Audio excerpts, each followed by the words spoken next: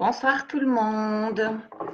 Alors, je vais attendre un petit instant, le temps que tout le monde arrive, et je vais en profiter pour regarder les paramètres, puisque la dernière fois, lors de mon premier live, j'étais un petit peu perdue dans les commentaires qui arrivaient au fur et à mesure. Il y avait des commentaires qui disparaissaient. Donc voilà, je vais regarder un petit peu comment ça se passe. Alors, si vous permettez un petit instant. Voilà, comme ça, je peux regarder. Alors, je vois juste que je suis en direct, le nombre de personnes qui se connectent. Je crois que je pourrais modifier de voir les commentaires au fur et à mesure qu'ils apparaîtront. Mais je jeterai un petit coup d'œil là-dessus. Alors, hop, voilà. Le journal des événements. Ok, tout ça est en ordre. Voilà, je pense que c'est bon. Je vais peut-être commencer doucement, le temps que voilà des personnes arrivent et puissent poser leurs questions en direct. C'est toujours un petit peu délicat sur Facebook, justement, voilà, d'attendre qu'il y ait un peu plus de personnes. Alors, attendez, j'ai une petite notification.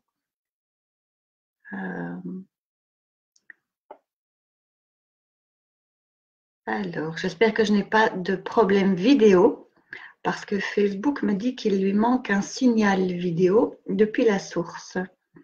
Donc, d'un côté, j'attendrai les premiers commentaires pour voir si tout va bien. Alors, bon, ben écoutez, je vais commencer déjà avec les quelques personnes qui sont là. Merci d'être là, d'ailleurs, merci d'être au rendez-vous. N'hésitez pas à poser vos questions, alors que ce soit en commentaire directement sous la vidéo. Si vous ne voulez pas que votre nom s'affiche, n'hésitez pas à m'envoyer un mail. Donc, soit sur mon adresse mail christelle.claire.88@gmail.com. À savoir que Christelle, c'est donc CHRYSTE2LE, point clair comme le prénom, point 88@gmail.com. Ou alors par Messenger. Je me suis mis différentes fenêtres pour pouvoir capter tous vos messages. Donc, je suis également connectée à ma page Facebook sur Messenger. Donc voilà, il y a différents moyens si vous voulez poser votre question, soit le chat, soit de manière anonyme. Voilà. Ah, Fanny, merci. Moi, je te vois, j'ai tendance et ça peut te donner des indices. Oui, effectivement. Merci beaucoup, Fanny, parce que j'ai eu un petit message de Facebook en disant qu'il manquait un code de vidéo. Alors, pour moi, c'est du chinois. Je n'aurais pas su quoi faire de toute façon. Mais donc, merci beaucoup, Fanny. Donc, tu me vois, tu m'entends, c'est bon. Il y a d'autres personnes visiblement aussi. Donc c'est parfait. Donc voilà, n'hésitez pas à poser vos questions, vos témoignages, vos remarques, etc. Donc, cette émission a été faite au sujet donc de mon livre qui est ici, donc Esteban, dialogue entre ciel et terre. Je pense que pour la plupart d'entre vous, voilà, vous le savez déjà, j'avais fait des publications sur mon mur Facebook, sur ma page, sur Ascension TV, où on a déjà fait une émission à ce sujet. Et donc voilà. Alors, j'ai fait cette émission parce qu'il y avait pas mal de questions lors de l'émission justement qu'on avait faite sur Ascension TV. Il y avait beaucoup de témoignages, de questions et également par la suite où j'ai reçu d'autres témoignages. Oui, merci Béa, tout est OK, merci. Où je m'étais dit, bah, c'est peut-être l'occasion, on va faire un live et puis bah, voilà, adviendra ce qui adviendra, mais au moins il y a une possibilité pour que tout le monde puisse poser ses questions, ses témoignages, etc. Alors, je vais commencer par expliquer peut-être le pourquoi de ce livre, qu'est-ce qui m'a fait en arriver là. Donc, pour certains, ce sera de la répétition, hein, veuillez m'excuser si vous avez déjà vu les autres émissions. Mais si jamais vous ne le savez pas, donc en fait, j'ai avorté quand j'avais 18 ans. C'était une décision qui ne venait pas de moi, donc moi je voulais garder l'enfant. Ça ne s'est pas fait comme ça, voilà, on m'a un peu forcé à avorter et donc ça a été le drame de ma vie quand même. Bon, il y en a eu d'autres après, c'est pas le seul, mais quelque chose quand même de très très très marquant où je m'en suis voulu, j'étais dans la culpabilité, j'étais dans les millions de questions et pourquoi, et si j'avais fait ça, et si je n'avais pas fait ça. Enfin bon, le mental est très fort, hein, pour se poser 36 000 questions, pour se faire des plans catastrophes, pour ruminer, pour nous attirer toujours dans des énergies basses vers le bas. Le mental est champion pour ça. Et finalement, c'est son job. Donc, voilà, il fait juste bien son job, en fait. Et donc, voilà. J'en rêvais beaucoup. Je rêvais vraiment beaucoup d'Esteban. Et ce qui était bizarre, c'est qu'il grandissait dans mes rêves. Donc, j'ai avorté en 1989. Et au fur et à mesure des années que je rêvais de lui, et ça a duré quand même plus d'une décennie, il grandissait dans mes rêves. Comme je le dis dans le livre, c'est à l'âge qu'il aurait eu si je n'avais pas avorté. Bon, ça c'est quelque chose, c'est le mental en fait qui met ça en place. Alors, soit l'inconscient, le subconscient, voilà, je ne suis pas scientifique, je ne suis pas neurologue, je ne suis pas médecin, donc je ne sais pas vous expliquer les mécanismes physiologiques, voilà, mécanisme du cerveau. Mais toujours est-il que j'en ai rêvé pendant des années. Un jour, j'ai entendu le mot maman, donc je m'endormais. Je me suis endormie, donc tout éteint dans ma chambre et j'ai entendu mais une voix réelle, une voix donc, dans mes oreilles, c'est pas une voix dans ma tête ou de la médiumnité. C'était comme si quelqu'un était à côté de moi et m'avait parlé, ça aurait fait le même effet. Et j'ai juste entendu maman. Et donc là, je me suis levée d'un coup, allumé ma lumière, j'attendais la suite et il n'y a jamais eu de suite. Et cet épisode-là, moi, je l'ai vécu comme une punition. Je me suis dit, bah oui, on me fait comprendre ce que j'aurais pu entendre si je n'avais pas avorté. Maintenant, je sais que ce n'est pas le cas. Maintenant, en 2019, je sais que ça n'a rien à voir, que j'ai mal interprété des tas de signaux, que je n'ai pas compris, que je n'ai pas vu.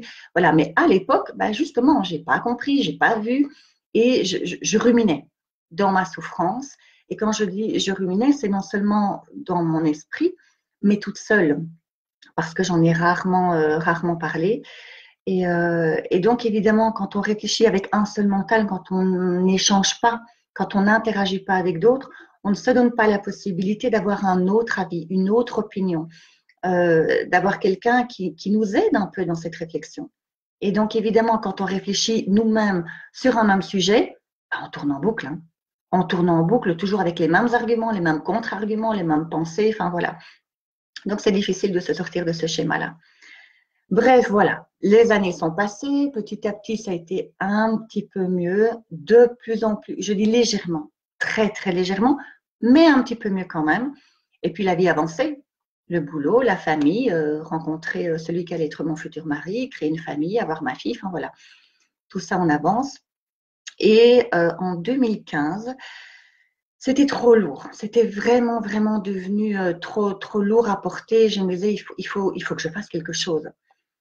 Et en fait, le déclic vraiment à ce moment-là, c'est j'avais contacté une dame qui faisait de la lecture de vie antérieure. C'était tout nouveau pour moi. J'avais découvert quelques livres de Meroy et Givaudan, si vous connaissez, de Marie-Lise Labonté. Voilà, j'entamais cette démarche, ce chemin qu'on peut appeler spirituel, mais que moi à l'époque, je n'aurais pas du tout appelé comme ça. C'était juste, voilà, découvrir autre chose. Et donc, je contacte cette dame qui fait des lectures de vie antérieure et pendant toute une heure, elle va voir dans mes dossiers akashiques. Donc, petite parenthèse, les annales akashiques ou les dossiers akashiques, ce sont des dossiers qui regroupent toutes nos vies antérieures et nos choix d'incarnation, les buts que l'on s'est fixés, enfin, qui donnent un tas d'informations sur notre âme.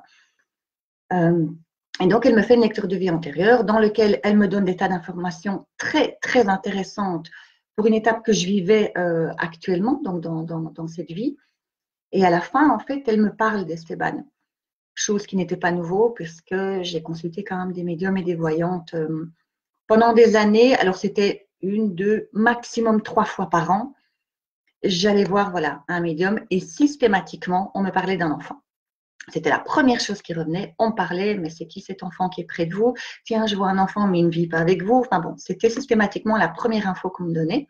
Et donc, quand cette dame qui me fait une lecture d'une de mes vies antérieures me parle d'un enfant qui n'est pas près de moi, etc., ben, je pense tout de suite à Esteban et je sais de qui elle parle. Et là, elle me dit, il est temps de vous libérer. il est vraiment temps de faire une libération de cet enfant. Il a des choses à faire. Vous, ça vous alourdit. Donc, il faut vous en alléger. Et elle me conseille en fait de faire une petite cérémonie. Elle donne comme exemple, parmi tant d'autres, une balade en forêt, on parle dans une nature, enfin voilà. Et ça m'a tilté. Je me suis dit, ok, c'est vrai que je pense qu'il est temps. Donc là, ça faisait 26 ans quand même. 26 ans que j'avais avorté. Et donc, effectivement, il était temps que je m'en libère. Je fais une autre petite parenthèse pour dire que si l'émission dont je parle aujourd'hui est basée sur mon expérience d'un avortement, tous les messages qu'Esteban m'a donnés concernent bien d'autres choses qu'un avortement, c'est-à-dire toute perte d'un enfant. Que ce soit une interruption volontaire de grossesse ou naturelle ou médicale, qu'elle soit volontaire ou pas, que ce soit un mort-né, malheureusement, que ce soit un enfant qui soit bien né mais décédé rapidement, toutes ces différentes situations regroupent le même schéma, c'est-à-dire le chemin de l'aller-retour. Les âmes choisissent de faire ce chemin de l'aller-retour, c'est-à-dire je fais le processus pour m'incarner, mais je ne vais pas jusqu'au bout. Et même si je m'incarne sur Terre et que j'arrive dans un corps physique, un corps de bébé, je vais en repartir très vite. Tout ça est un choix. Alors, si vous m'avez suivi sur les autres émissions, vous savez que j'appelle vraiment à sortir un peu du schéma mental parce que c'est assez compliqué pour un mental d'accepter et de comprendre qu'on fasse ce choix-là, que ce soit délibérément écrit, prévu et choisi dès le départ. Voilà, je vous invite à faire des recherches un petit peu plus loin de votre côté, en suivant vos ressentis, que ce soit des vidéos, des formations, des conférences, des ateliers, des bouquins. Choisissez ce qui vous parle le plus, mais n'hésitez pas à aller creuser tout ça. Donc voilà, pour en revenir à ce que je disais, donc cette cérémonie en forêt où cette dame qui me fait une écoute de vie antérieure, ben, ça me parle. Et je me dis, oui, ok, je vais faire ça, je pense que j'en ai besoin. Ça fait 26 ans que je traîne cette douleur, il faut vraiment que j'essaye quelque chose, parce que je n'étais pas persuadée que ça allait fonctionner, entre guillemets, mais il fallait au moins que j'en fasse quelque chose. Et donc là, on était en avril 2015. Et je me dis, ok, je vais faire cette cérémonie, ben, je vais la faire le 15 août. Pourquoi le 15 août? Parce que le 15 août est la date à laquelle j'ai avorté, en 1989. Et donc, je me suis dit, bah, la boucle va être bouclée. Mon drame a commencé le 15 août 1989, ah bah, il va se terminer le 15 août 2015, là où je lui dirai au revoir. En attendant que je le rejoigne, puisque moi, dans mes croyances, je crois en la vie, en l'au-delà, et je m'étais dit, je le retrouverai.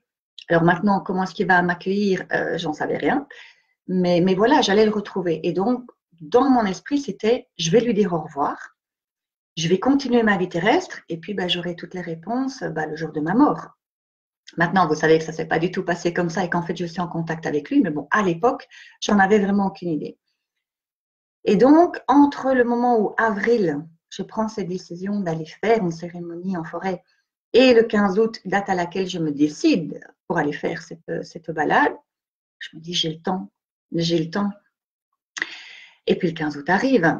Et donc là, ça a été particulier. C'est un moment que je décris justement dans mon livre où c'était presque par automatisme. Mais voilà, j'ai rassemblé un petit sac à dos, 2-3 affaires et je pars dans cette forêt et je lui dis au revoir.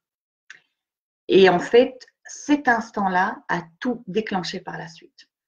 C'est grâce au fait que j'ai été dans cette forêt pour faire une cérémonie, entre guillemets, pour dire au revoir, que tout ensuite s'est enclenché. C'est-à-dire que la vie m'a mise sur mon chemin les personnes qu'il fallait, au moment où il fallait, avec l'information dont j'avais besoin, et tout s'est enchaîné de manière vraiment magique. Quand je me retourne sur ce passage-là, parce qu'évidemment, je n'en avais pas conscience au moment même, je me dis, tiens, il y a telle personne, tiens, il y a telle info, oh, tiens, il y a une formation, c'est sympa, je vais la faire. Je ne réalise pas que tout se met en place. Je ne sais pas du tout où ça va me mener. C'est maintenant, 4 ans plus tard, que je fais waouh, tous les liens, tout ce qui a été créé. Et donc voilà. Et donc là, j'entame des formations, des rencontres, plein de choses super enrichissantes. Et je me rends compte que je suis vraiment un peu plus allégée par rapport à cet avortement. Alors, je ne vous dis pas que tout a été magique. J'étais faire une cérémonie en forêt, j'ai dit au revoir et basta, je suis heureuse, j'ai la joie et tout va bien. C'est pas vrai. Il a quand même encore fallu continuer le travail sur moi-même. Mais depuis ce jour-là, il y a eu un déclic. Il y a vraiment eu quelque chose. Et j'ai appris petit à petit à m'alléger un peu de cet événement et de toute cette lourdeur et cette souffrance, la honte et la culpabilité que j'avais eue pendant 26 ans. Et donc voilà, je vois voilà, plein de gens. Bonjour Manuel, coucou Isabelle, Julia et Sandrine, merci de me rejoindre. N'hésitez pas à poser vos questions, donc soit par Messenger si vous voulez rester anonyme, soit en dessous de la vidéo, je verrai directement les commentaires. Donc voilà, et donc je fais toutes ces formations, ces ouvertures, et en même temps, je vis des expériences un peu spéciales. Alors, certaines s'apparentent au paranormal, des choses vraiment assez invraisemblables. Je ne vous cache pas qu'il y en a certaines qui ont été un peu flippantes, mais par la suite, on découvre le pourquoi. On découvre ce que ça nous apporte, et c'est ça vraiment qui est important. Je ne vais pas aller trop vite. En fait, là où tout s'est enclenché, c'est en 2017, quand j'ai commencé l'écriture automatique. Là aussi, dans mon livre, donc je remonte pour les nouveaux arrivants, donc Esteban, dialogue entre ciel et terre. J'explique tout ce chemin, comment j'en suis arrivée à l'écriture automatique. Et une fois que je commence, en fait, je rentre très, très rapidement en contact avec Esteban, donc l'âme dont j'ai avorté 28 ans auparavant. Alors, au départ, c'était tous des messages, voilà, c'était des je t'aime, ne pleure pas, tout va bien, voilà, c'était, j'oserais dire un peu naïf, naïf, pas dans le sens péjoratif du terme, mais dans le sens, voilà, il n'y a pas encore des grandes explications, il n'y a pas encore des dialogues. Mais ça commence doucement. Et puis, effectivement, avec le temps, les écritures, parce que j'en ai fait quand même pas mal, évidemment, dès que j'ai vu que je pouvais entrer en contact avec lui, ça m'a allégé vraiment énormément. Et là, j'ai commencé à poser des questions, j'ai eu des réponses, et c'est là qu'a commencé tout le cheminement pour me guérir de cet avortement, pour sortir de la souffrance que j'en avais. Et maintenant, ça s'est fait pas du jour au lendemain, hein. C'est vraiment un long processus et mêlé de différentes choses. Comme je vous le disais, mêlé de rencontres, de personnes, de discussions, de formations, d'ateliers, de conférences. Voilà, c'est un enchaînement de plein de choses qui, en fin de compte, m'ont amené à être en communication avec Esteban, d'abord en écriture automatique et puis en auditif. C'est-à-dire que je l'entends. Là aussi, je ne vous dis pas le choc quand il y a quelque chose qui se passe comme ça, que vous commencez à entendre des voix. Je vous assure que j'ai failli aller consulter un psychiatre en me disant j'ai un problème, quoi. Je deviens dingue. Mais voilà, grâce à cet entourage de gens qui étaient connectés, qui eux entendaient déjà, etc., ils ont pu m'expliquer certaines choses très intéressantes et très utiles dans ce chemin-là. Et donc voilà. Et un jour, en fait, je me suis rendu compte que j'étais sortie de toute cette souffrance. Et même plus que ça, je m'étais dit, comment est-ce que j'ai pu rester pendant presque 30 ans dans des larmes, la honte, la culpabilité, me tirer vers le bas? Comment est-ce que j'ai pu rester comme ça alors qu'en ayant les réponses, maintenant, je me dis, mais c'est tellement autre chose, c'est tellement différent.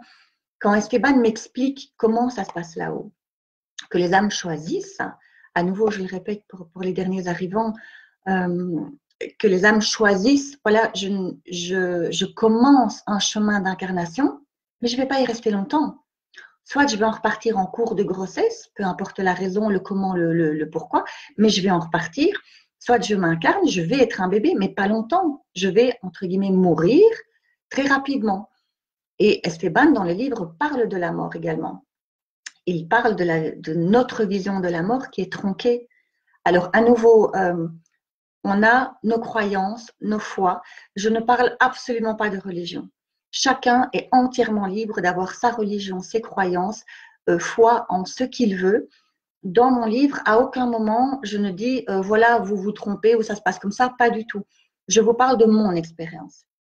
Je parle de comment moi je l'ai vécu. Je parle du chemin qui m'a amené à entrer en contact avec Esteban et je partage avec toute personne qui voudra lire le livre les messages qu'Esteban m'a donnés, les réponses qu'il m'a expliquées. Maintenant, voyez vous-même si ça vous parle ou pas. Et Esteban le dit lui-même dans le livre, entourer ce qui vous convient, ce qui vous parle, barrez ce qui ne vous convient pas. Il n'y a pas une vérité universelle. Et notre mental, en plus, n'est pas prêt à entièrement comprendre absolument tout ce qui se passe. Il y a des questions que j'ai posées à Esteban où il ne répond pas. Et il me dit pourquoi il ne me répond pas. Il me dit, écoute, concentre-toi déjà sur ta vie terrestre. Pourquoi aller comprendre tous les rouages d'un fonctionnement céleste ou dans l'au-delà, vous l'appelez comme vous voulez, alors qu'il y a tant de choses à faire et à comprendre déjà sur ce qui se passe sur Terre. Centrez-vous sur votre vie terrestre. On peut vous donner quelques infos, mais on ne peut pas tout vous expliquer. Et dans la manière d'expliquer, avec moi en tout cas, puisque chaque personne peut avoir une connexion différente, avec moi, il fonctionne par image et par ressenti. C'est-à-dire que je peux avoir soit une image qui m'explique une chose, mais je peux également avoir un ressenti direct. J'ai une expérience comme ça assez intrigante, assez spéciale, où j'avais une image très précise et toute l'explication en une fois. C'est-à-dire que si j'avais dû expliquer toutes les infos qui m'avaient été données, j'aurais parlé pendant 5 minutes. Mais là, en une milliseconde, voilà, j'avais reçu toute l'info. Et donc, parfois, ça peut paraître, enfin, pour moi en tout cas, un peu compliqué à traduire en mots le ressenti qui m'est donné. Bon, en général, j'y arrive assez bien dans la mesure du message qui m'est transmis. C'est-à-dire que si à un moment donné, j'ai une interprétation qui, voilà, je ne suis pas sûre que ce soit juste, etc., je demande directement un autre indice, une autre information pour compléter l'image ou le ressenti qu'il me donne. Donc voilà, ça c'est la manière dont moi je fonctionne, donc avec l'auditif, des images et des ressentis. Ça m'arrive aussi en consultation, quand des gens viennent me consulter, il m'arrive très souvent, alors parfois c'est un petit peu gênant, mais il m'arrive très souvent d'avoir des ressentis physiques. Juste avant de recevoir la personne, il y a un jour où j'étais couchée par terre, j'ai cru que j'allais mourir sur place. Où j'avais vraiment un ressenti d'être au bout, une fatigue, de ressentir mon cœur battre différemment. Ça a duré un petit instant, voilà, j'ai pu me reprendre, j'ai retrouvé mon état entre guillemets normal et tout bien. Et quand la personne est arrivée, j'ai compris pourquoi. En fait, je lui ai demandé, est-ce qu'il y a quelqu'un dans votre entourage qui se ressent comme ça, avec tous les symptômes que j'avais ressentis. Et en effet, son épouse avait tous les symptômes. Et donc voilà. Donc l'univers fonctionne comme ça avec moi aussi, c'est à me faire ressentir physiquement dans le corps quelque chose que la personne en face de moi connaît. Alors, il ne fait pas, ça fonctionne pas comme ça avec tout le monde. J'ai remarqué que quand ça se passe, c'est parce que la personne qui va venir me voir est très sceptique. Donc, elle prend rendez-vous avec moi, mais en étant très sceptique sur mon côté médiumnique. En me disant, bon, je prends rendez-vous, mais en fait, j'y crois pas. C'est pas normal, c'est bizarre, c'est étrange. Donc, voilà, déjà, je trouvais ça amusant de voir, et intéressant aussi, une personne sceptique prenne quand même rendez-vous avec moi. J'aime beaucoup ça parce que ça veut dire que malgré le fait qu'elle soit sceptique ou dubitative, elle ouvre quand même la porte en disant je vais voir, même par curiosité. Et en général, c'est dans ces moments-là que j'ai des ressentis vraiment physiques. Parce que quand moi, je viens face à la personne en disant voilà, il y a tel symptôme, il y a telle chose, là, il se dit mais comment elle peut le savoir? Enfin, c'est pas possible. Et du coup, c'est ça qui le met en confiance. Et le fait qu'il soit un petit peu plus en confiance, il est un petit peu plus ouvert au message que je peux lui transmettre. Et donc voilà, alors je vois qu'il n'y a pas de questions pour l'instant, n'hésitez pas, je vais aller voir, j'ai entendu un petit bruit, un petit ding, donc je vais voir si j'ai un mail d'une question. Voilà, oui, non, c'était un petit commentaire, mais ce n'est pas encore de question. Ok, donc n'hésitez pas. Que ce soit une question sur le livre, sur moi ou sur vous-même, sur une expérience que vous avez vécue, une douleur que vous ressentez par rapport à justement ce trauma d'avoir perdu un enfant, vous-même ou quelqu'un de votre entourage. Enfin, voilà, n'hésitez pas à poser vos questions ou partager vos témoignages. Alors, donc je vais continuer avec donc peut-être les messages d'Esteban qu'il a transmis. Il parle beaucoup de souffrance et de joie. Donc, la joie est importante à retrouver. Or, dès lors qu'on est dans une souffrance, qu'on rumine tout ce que l'on a vécu, et d'autant plus quand on n'ose pas en parler ou qu'on n'a pas beaucoup de personnes autour de soi pour pouvoir se confier, vraiment en toute confiance, c'est beaucoup plus compliqué évidemment. Et donc, il parle de joie et de la souffrance. Et il dit, alors, cette souffrance est inutile et nous plonge. C'est pas qu'elle est totalement inutile. Elle est utile parce qu'on doit la vivre. Il n'est pas question de dire arrêtez vos souffrances, balayez, mettez-la de côté. Pas du tout. C'est plutôt accueillez-la, vivez-la, ressentez-la. Parce qu'elle vous informe de quelque chose de toute façon. Il faut voir ce qui vibre en nous. Tout ce que notre corps nous envoie comme symptômes physiques ou comme maladie, comme les rêves, ou enfin les intuitions, nos ressentis, tout ça nous apprend quelque chose. Donc, si on ressent de la souffrance vis-à-vis d'un trauma, d'un épisode vécu, il y a une raison, donc vivez-la, ressentez-la, mais faites-en quelque chose à un moment donné. C'est ça le but. C'est prenez votre souffrance comme base d'observation pour dire, OK, qu'est-ce qui se passe en moi? Qu'est-ce que j'ai à régler? Qu'est-ce que ça m'apprend? Quelle blessure est en moi encore aussi ouverte et aussi vive que pour la ressentir à ce point-là? Et par la suite, qu'est-ce que j'en fais? Est-ce que je reste dans cette souffrance-là? Ou voilà, est-ce que je mets des choses en place pour en sortir? Quand je parle de souffrance ici, c'est principalement, en tout cas lié au livre, c'est principalement la souffrance mentale. Je ne parle pas de souffrance physique. Quand on a une maladie physique qui nous met dans une souffrance physique du corps, évidemment que je ne vais pas aller vous dire, oui, bah, c'est bien, mais faites-en quelque chose. Évidemment, c'est quand même un peu différent. Donc là, quand je parle de souffrance, c'est principalement mental. Pour dire la souffrance, Esteban dit que c'est de l'autoflagellation. C'est-à-dire que c'est notre mental qui va nous mettre dans des croyances, dans des codes de société par rapport à notre éducation, par rapport à tout ce qui nous a été inculqué. On se dit, c'est bien, c'est mal. Pourquoi j'ai vécu ça? Pourquoi, qu'est-ce que j'ai fait pour mériter ça? Tout ça sont des questions que le mental se pose. Il n'est pas question de se dire, on a mérité telle souffrance. Non, il y a un message à en comprendre. Il y a vraiment un message à trouver. Et maintenant, pour une même souffrance vécue par différentes personnes, le message ne va pas d'office être le même. Hein.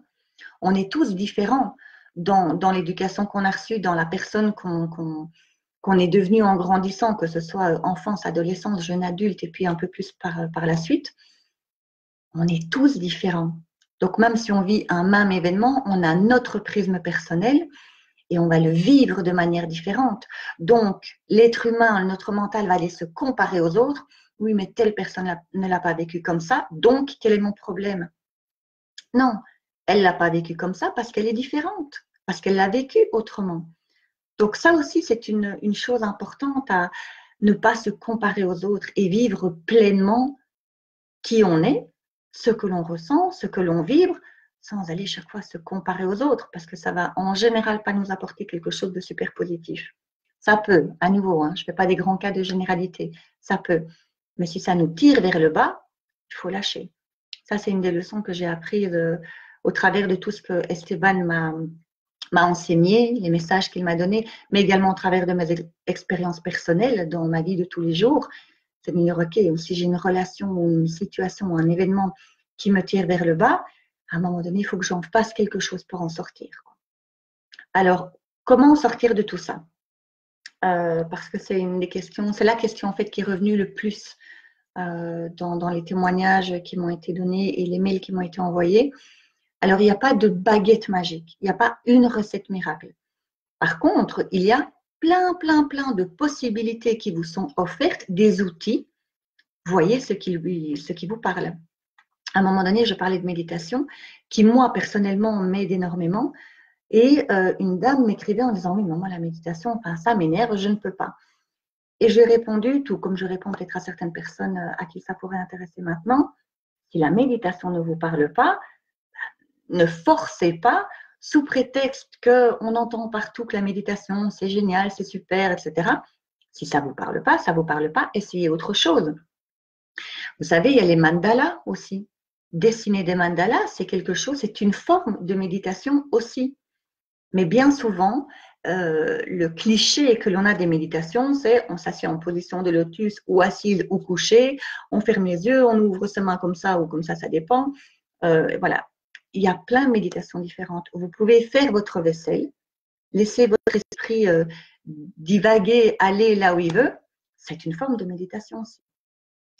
Donc là, j'en appelle vraiment à sortir de la définition que vous pensez être d'un certain mot, que ce soit de la méditation comme on parle maintenant ou d'autres choses. Mais en tout cas, d'aller vous renseigner. YouTube est une mine d'informations. Alors, on trouve tout et n'importe quoi. Sur Internet, on va trouver tout et son contraire. Mais comparer plusieurs sources. Personnellement, ce que moi je fais quand je cherche une information ou une confirmation, d'abord, je vais chercher sur Internet, dans des livres, des conférences, des ateliers, enfin voilà, sur différents thèmes, je vais chercher plusieurs sources différentes. Si j'ai une information qui revient 3 ou 4 fois, là, je me dis, il y a peut-être quelque chose à creuser. Maintenant, si je vois une information et puis une autre information où c'est tout à fait son contraire, ben là, je vois ce qui vibre en moi. Bon, maintenant, il se fait aussi que je demande à Esteban directement, je fais voilà une séance, un dialogue avec lui, je lui pose la question et puis je vois les réponses que j'obtiens. Donc voilà, mais l'important, c'est suivez vos ressentis.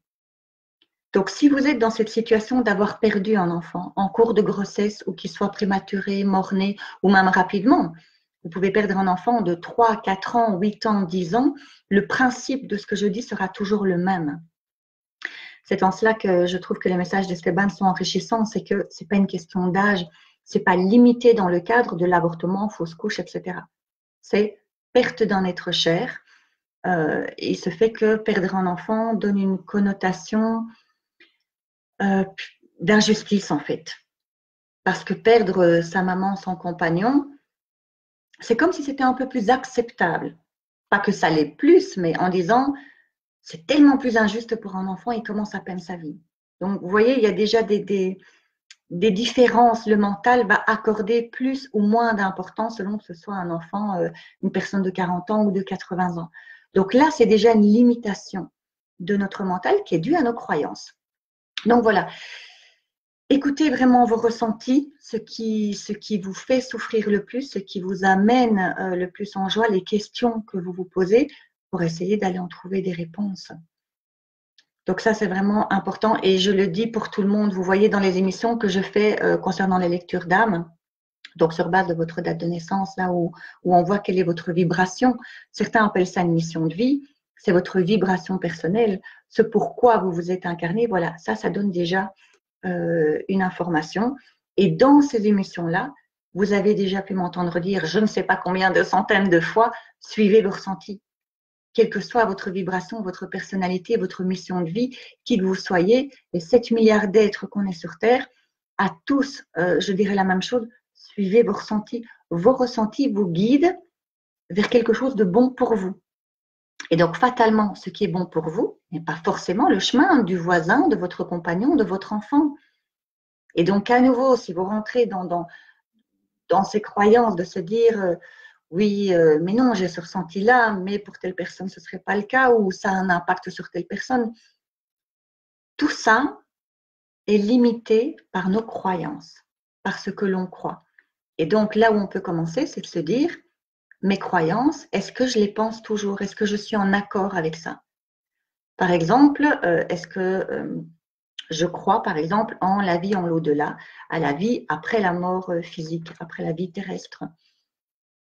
Oui ou non, j'y crois pas. Pourquoi j'y crois ou pourquoi je n'y crois pas?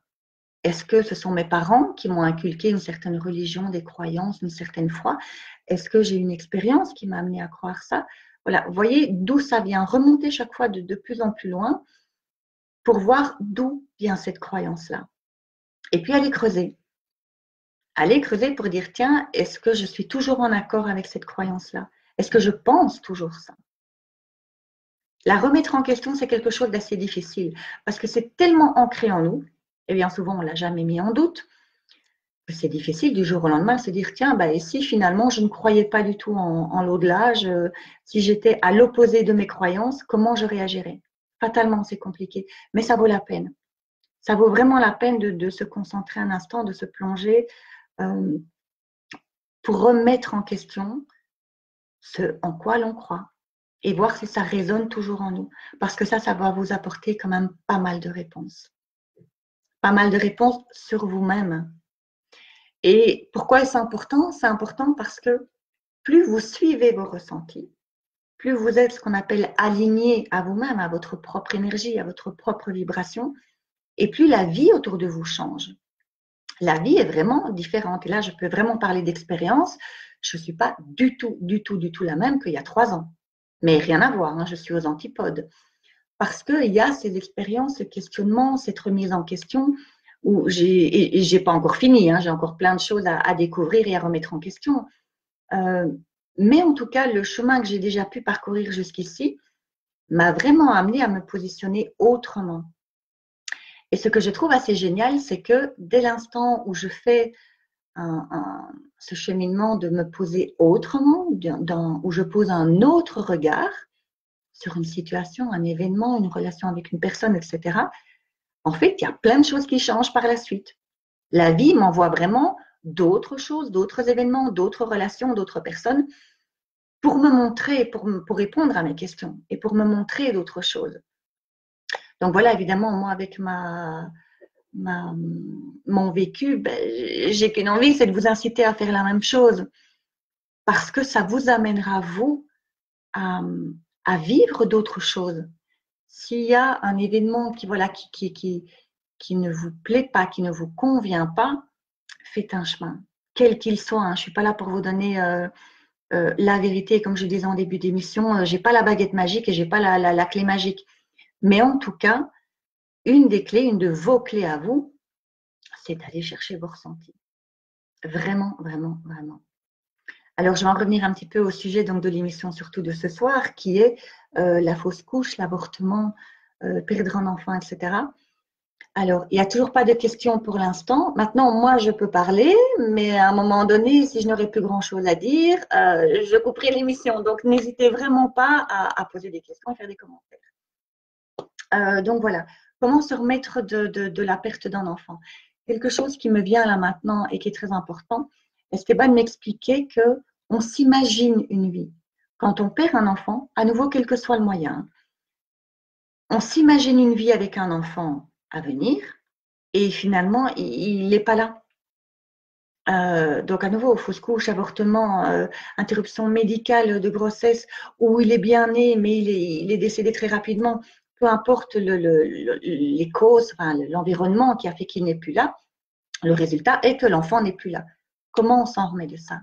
Alors déjà, on va s'imaginer si j'avais fait ça, si je n'avais pas fait ça, et peut-être que, et dans tel cas, et dans tel cas. Et on va s'imaginer, comme moi je l'ai fait pendant des années, il aurait tel âge, on ferait ça, je serais dans telle situation. C'est quelque chose de normal pour le mental. Le mental, en fait son job de nous ramener dans des trucs bas, des énergies basses. C'est son boulot. L'ego, c'est son boulot. Et donc, on va ruminer. Donc, une des premières choses, c'est essayer de se distancier de ce principe-là, de s'imaginer une vie. Il n'est pas là. Cet enfant n'est pas là. Donc, imaginer une vie avec lui, ça ne va faire qu'une chose, c'est vous amener du négatif. De toute façon, je ne pense pas que ça puisse nourrir quelqu'un. Maintenant, dites-moi si je me trompe, hein, parce que, à nouveau, je n'ai pas la vérité universelle. Dites-moi si je me trompe. Mais j'imagine mal que quelqu'un soit nourri spirituellement, émotionnellement, en imaginant la vie qu'il ou elle aurait eue avec son enfant qu'il a perdu. Donc, voilà, c'est pour ça que je dis, ça va vous amener que des choses négatives. Donc, tout ce qui vous amène quelque chose de négatif, à bannir. Vous pouvez commencer à observer, en fait, comment je pense, comment je réagis, quelles sont les pensées qui viennent à moi, qu'est-ce que j'imagine, quels sont mes rêves, enfin voilà. Et de les observer en se disant, est-ce que ça me nourrit ou pas? Est-ce que c'est bon pour moi ou pas? Est-ce que c'est positif? Est-ce que ça m'apporte quelque chose? Si ça vous apporte quelque chose, alors continuez.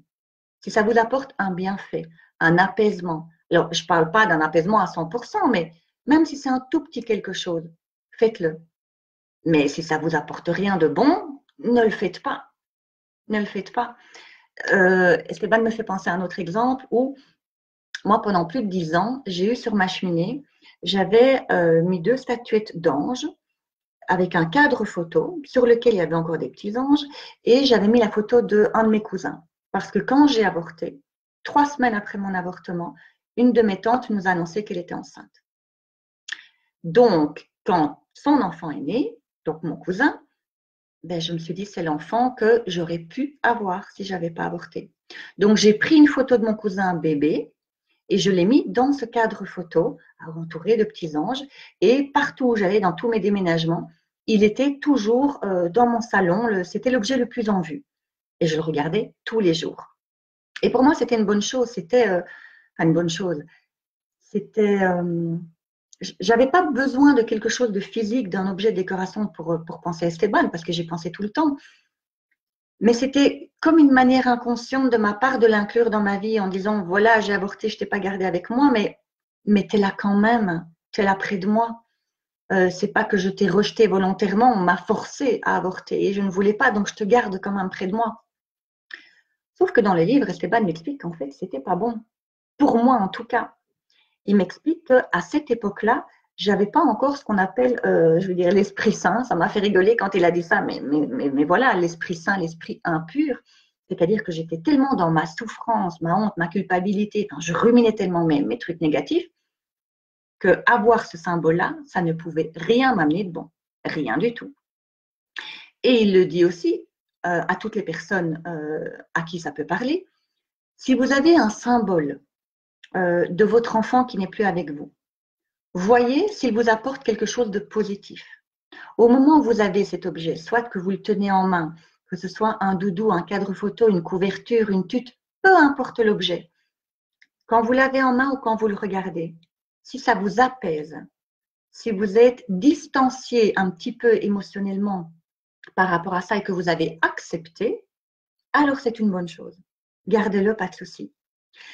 Mais si ça vous apporte du chagrin, des remords, des regrets, la nostalgie, enfin, un tas de sentiments vraiment négatifs et lourds à vivre, je vous en supplie, enlevez cet objet-là. Quitte à le mettre de côté, parce que je ne dis pas de le jeter absolument, mais ne le gardez pas sous vos yeux. Essayez, faites vraiment le test. En tout cas, pour moi, à nouveau, je peux parler que de mon expérience, mais d'avoir enlevé ce cadre photo et ces anges une dizaine d'années après, en fait, c'est mon mari, enfin, mon ex-mari maintenant, mais donc qui était mon mari à l'époque, qui m'a incité vraiment à enlever ce cadre, c'était une bonne chose. Je me suis rendu compte vraiment que ça m'a apporté quelque chose de positif, de l'enlever de ma vue. Ça n'a rien changé émotionnellement.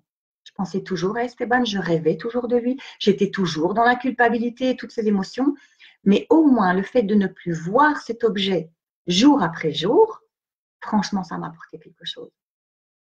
Donc voilà, faites le test. Si jamais cet objet est trop lourd pour vous et vous amène vraiment des trucs négatifs, mettez-le de côté.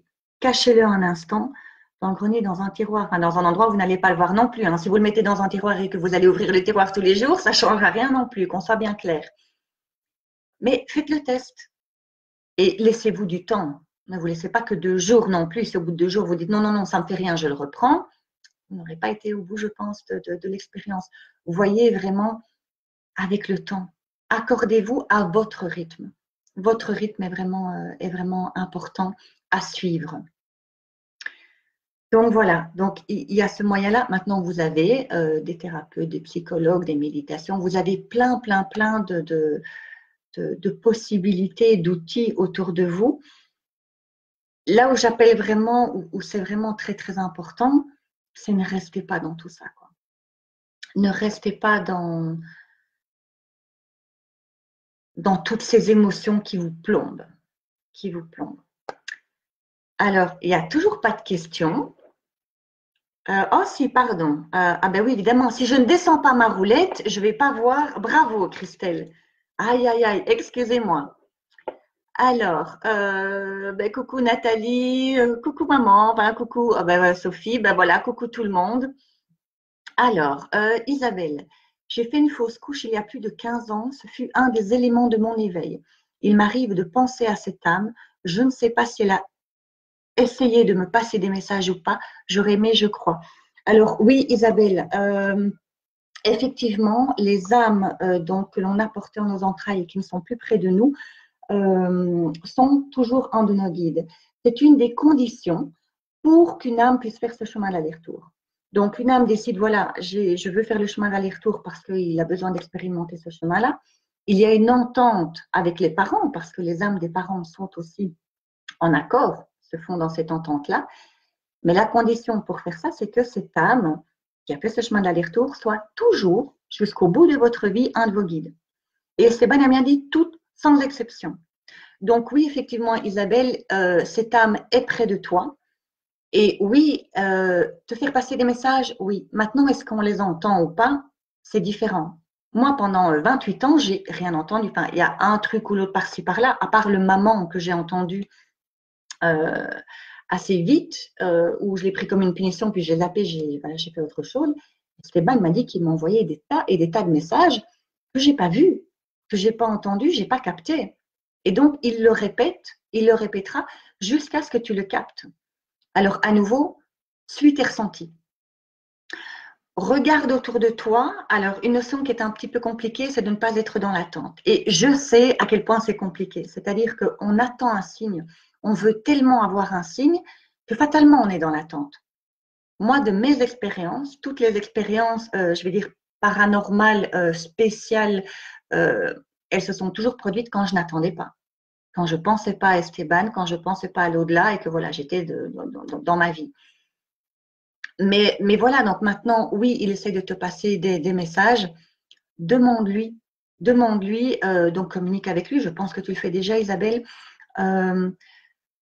Demande-lui de te transmettre un signe qu'il sait que tu pourras capter. S'il doit le faire 15 fois pour que tu le captes, il le fera 15 fois. Mais sois très ouverte maintenant, ça peut passer simplement en zappant la télévision. Ça, j'ai déjà eu plusieurs fois des signes comme ça. Il y a un mot, une phrase qui résonne en vous, qui vous tilte, et en fait, c'est la réponse à la question qu'on s'était posée. Ou une chanson qui passe à la radio. Les paroles d'une chanson qui vous reste en tête, par exemple, soyez attentif à c'est quoi ces paroles, qu'est-ce qu'elle raconte cette chanson, et voyez si vous vous étiez posé une question par rapport à ça. Donc oui, Isabelle, vraiment continue à être ouverte, à savoir qui t'envoie des messages, et sois très ouverte. Alors, Fanny qui me demande comment fais-tu la différence entre la voix d'Esteban ou d'une autre âme et une voix humaine? Super question.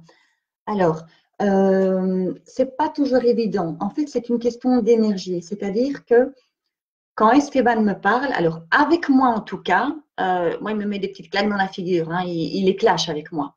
Mais parce que j'en ai besoin, je vibre comme ça.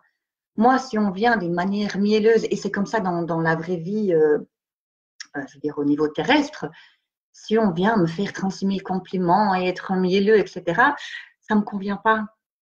Ça me chiffonne à l'intérieur, ça me dérange. Par contre, quand on me dit, écoute, voilà, Christelle, voilà, il y a ceci, il y a cela, et qu'on me dit clairement les choses, alors évidemment, toujours dans le respect et la bienveillance, mais j'ai besoin qu'on me dise les choses clairement pour être sûr que ça tilte dans mes neurones et que je capte bien le message. Et donc, Esteban fonctionne comme ça avec moi. Maintenant, je le ressens aussi d'une manière énergétique. Parfois, je reçois des messages, je sais que ce n'est pas Esteban. C'est une autre manière de parler, c'est une autre énergie que je ressens. C'est assez difficile à expliquer en mots pour faire comprendre qui me parle. Parfois, je pose la question. Hein. Parfois, je pose carrément la question, OK, qui me parle? Et parfois, on me répond et parfois pas. J'ai déjà eu un de mes guides qui me disait voilà, qu'il était un de mes guides, il me parle de certaines choses et je lui demande mais comment tu t'appelles? Il me dit à quoi bon? Qu'est-ce que ça va t'apporter de savoir comment je m'appelle? Je dis bah oui, bah même si c'est de la curiosité, enfin ça m'intéresse quoi. Il me l'a pas dit parce qu'il n'y a pas d'utilité. Et puis il y en a d'autres qui vont répondre en disant ben voilà, je m'appelle comme ça et je suis là pour ça. Donc voilà, maintenant il y a encore une différence entre quand c'est en télépathie, médiumnité ou quand c'est une voix réelle que j'entends. Quand c'est une voix réelle, comme si c'est quelqu'un qui était à côté de moi, je peux vous dire qu'à ce moment-là, c'est une toute autre vibration.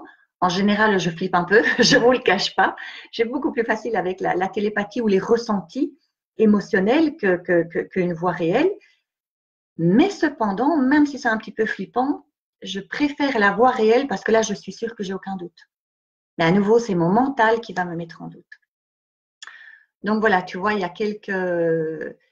quelques différences. Tu peux aussi être en contact avec ton toi supérieur, puisque on a notre âme, on a notre moi supérieur, on a nos guides, il y a différentes êtres de lumière qui sont autour de nous. Maintenant, ça vous parle pas, à chacun, hein, à chacun de voir ce qu'il ressent. Mais un guide ne va pas parler spécifiquement de la même manière à tout le monde. C'est en fonction de notre propre vibration, de ce que l'on capte ou pas. Par exemple, que j'en disais tout à l'heure, ben moi, je fonctionne avec des images, les voix et les ressentis physiques. C'est comme ça que je reçois le plus de messages. Maintenant, peut-être qu'avec d'autres personnes, ben, ce sera d'une autre manière. Voyez ce qui vous parle plus, vous. Donc, voilà, Fanny, j'espère avoir répondu à ta question. N'hésitez pas à en poser d'autres ou faire des témoignages ou des commentaires. De quoi est-ce que je pourrais vous parler d'autres en attendant? Des métaphores. Alors, oui, on me montre la métaphore qu'on m'avait donnée des poissons rouges dans un bocal. À un moment donné, dans le livre, Esteban m'envoie l'image d'un poisson rouge dans un bocal, qui est tout seul dans son bocal, et il m'explique, imagine que je lui explique qu'il y a un monde en dehors de son bocal, avec des êtres humains, des maisons, des avions, des voyages, enfin voilà. Libre à lui de le croire ou pas. Il peut très bien ne pas y croire, c'est libre à lui. Imagine maintenant qu'on le mette dans un autre bocal avec une dizaine d'autres poissons rouges. Et il va diffuser l'info en disant, vous savez quoi, j'ai entendu quelque chose, il paraît qu'il y a un monde en dehors de notre bocal. Sur les 10 autres poissons rouges, il y en a un qui vont le croire, il y en a d'autres qui vont le mettre en doute, d'autres qui vont carrément rejeter l'info en disant c'est du n'importe quoi, d'autres qui vont s'en moquer. Enfin bon, vous avez une panoplie de réactions différentes possibles. Et Esteban me dit que vous y croyez ou non, ça ne change rien. Ça ne change rien au fait qu'il existe un monde en dehors de leur bocal. Maintenant, qu'ils y croient ou pas, c'est ce qu'ils en feront qui fait la différence. Parce que là est important aussi, c'est qu'à partir du moment où vous avez l'information qu'il y a un monde en dehors de ce bocal, ce qui est important, c'est d'en faire quelque chose. Donc, si je retranscris cette métaphore dans notre monde à nous, à partir du moment où moi j'ai l'info, voilà, il y a un monde, alors on l'appelle là-haut, l'au-delà, vous l'appelez comme vous voulez, hein, peu importe la définition qu'on y donne, mais il existe autre chose, un autre monde, une autre vibration. Qu'est-ce qu'on en fait? À partir du moment où on a une information et qu'on n'en fait rien, là, on devient responsable. Tant qu'on n'a pas l'info, ben, on n'est pas tellement responsable de ne pas y croire ou développer ou approfondir, puisque ben, voilà, on ne le sait pas. Et c'est la même chose pour tout. C'est comme pour ce qu'on appelle éveil spirituel. Alors, c'est un mot très galvaudé, général et tout, mais à partir du moment où on commence à ouvrir des portes, à s'instruire, à se renseigner. Quand je dis s'instruire, c'est pas dans le sens je vais apprendre la vérité des autres. C'est juste je me renseigne. Je vais voir des formations, des livres, des ateliers, des conférences. Voilà, je m'ouvre et je vois ce qui résonne en moi. Ok, si maintenant j'en fais rien du tout, je continue ma vie exactement comme je l'avais fait avant. À quoi ça sert d'aller suivre des ateliers, des conférences et d'acheter des bouquins si c'est pour ne pas en retirer quelque chose? Et là, vous avez cette part de responsabilité, maintenant qui ne tient qu'à vous. Hein. Mais si vous voulez vraiment voir changer les choses, que ça bouge ou que votre vie change ou sortir de cette souffrance, comme je le disais tout à l'heure, bah, faites-en quelque chose. Mettez en action quelque chose. Je crois que c'est Albert Einstein qui disait ça, que la folie, c'était, en gros, hein, parce que je ne me souviens pas exactement de tous les mots, mais en gros, c'était la folie, c'est de ne pas changer, non, de rester dans le même schéma et de s'attendre à un résultat différent. Et c'est ça. tant qu'on restera dans le même schéma, ben, il ne faut pas s'attendre à un autre résultat que ce qu'on a déjà eu. Donc, c'est la même chose pour cette souffrance d'avoir perdu un enfant. Tant qu'on rumine, qu'on reste dans les mêmes émotions, et à nouveau, ce n'est pas un jugement, je l'ai fait pendant 28 ans, donc c'est certainement pas moi qui vais juger ça. Mais tant qu'on reste dans cette souffrance-là, il n'y a rien qui peut changer. C'est obligé, à un moment donné, c'est OK, je vais ouvrir une porte, je vais me renseigner, je vais faire quelque chose. Mais j'en fais quelque chose. Et Esteban le dit dans le livre aussi, il dit, on ne vous apporte pas tout sur un plateau. Vous avez votre partie du job à faire, votre partie du travail. C'est-à-dire qu'ils sont là pour nous aider, ils répondent à nos questions. Maintenant, on entend, on n'entend pas, on capte pas, c'est encore autre chose. Mais ils sont là. Tout l'univers est là pour nous. À nouveau, quel que soit le mot que vous y mettez, la définition que vous y donnez. Mais il ne faut pas s'attendre à rester dans son canapé. Je ne fais rien, je ne change rien, je suis telle que je suis et la solution va me venir à moi. Ça ne fonctionne pas comme ça. C'est je mets en place, je me renseigne, je me bouge. En fait, c'est tout simplement ça. Hein. Je me bouge. Et là, l'univers se dit, OK, on va lui donner un petit signe d'encouragement, une petite réponse de ceci, une petite réponse de cela. Et ça va aller grandissant. Et il n'y a rien qui vous en empêche. Hein. Il n'y a pas besoin d'être médium. Il se fait que moi, dans mon parcours, ma médiumnité s'est développée, mais il se fait aussi que ça fait partie de ma vibration. Donc, pour ceux qui me connaissent dans les lectures d'âme que je fais, ma vibration est un de mes choix d'incarnation a été de développer ma médiumnité. Donc, il fallait que j'en arrive là. Ce n'est pas le cas de tout le monde. Mais ce n'est pas parce que vous n'avez pas de médiumnité développée que vous ne pouvez pas avoir de réponse. Tout le monde en a. Tout le monde, quelles que soient vos croyances, quelles que soient vos religions, tout le monde en a. Mais faites quelque chose, testez. C'est la meilleure chose que je puisse vous dire, hein, c'est tester, essayez et vous verrez. Donc voilà, je regarde s'il y a d'autres questions. Alors, Fanny, oui, tu as répondu. Ok, merci. Est-ce que tu reçois aussi des messages auditifs d'autres guides pour les personnes dont ils sont le guide? Alors, il y a différentes choses. Je reçois des messages pour d'autres personnes. C'est ce qui se passe en rendez-vous, par exemple, en consultation, quand une personne vient me voir en consultation, que ce soit pour un médiumnique, mais même si je fais un soin énergétique, si je reçois une info, je la transmets. Ça arrive également pendant les émissions d'Ascension TV. Maintenant, quel est le guide qui me répond? Je n'ai pas toujours la réponse et je ne pose pas toujours la question. Parce que pour moi, ce qui est important, c'est le message. Et Fanny, je vais me permettre de prendre notre exemple pour l'expliquer aux autres. Donc, Fanny et moi, on s'est rencontrés assez récemment. On discute, on papote, le contact passe super bien, etc. Enfin voilà, on s'écrit, on s'échange. Elle me pose la question, tiens, mais comment est-ce qu'on fait pour entrer en contact avec son guide? Et je lui dis, écoute, regarde sur YouTube, il y a plein de méditations.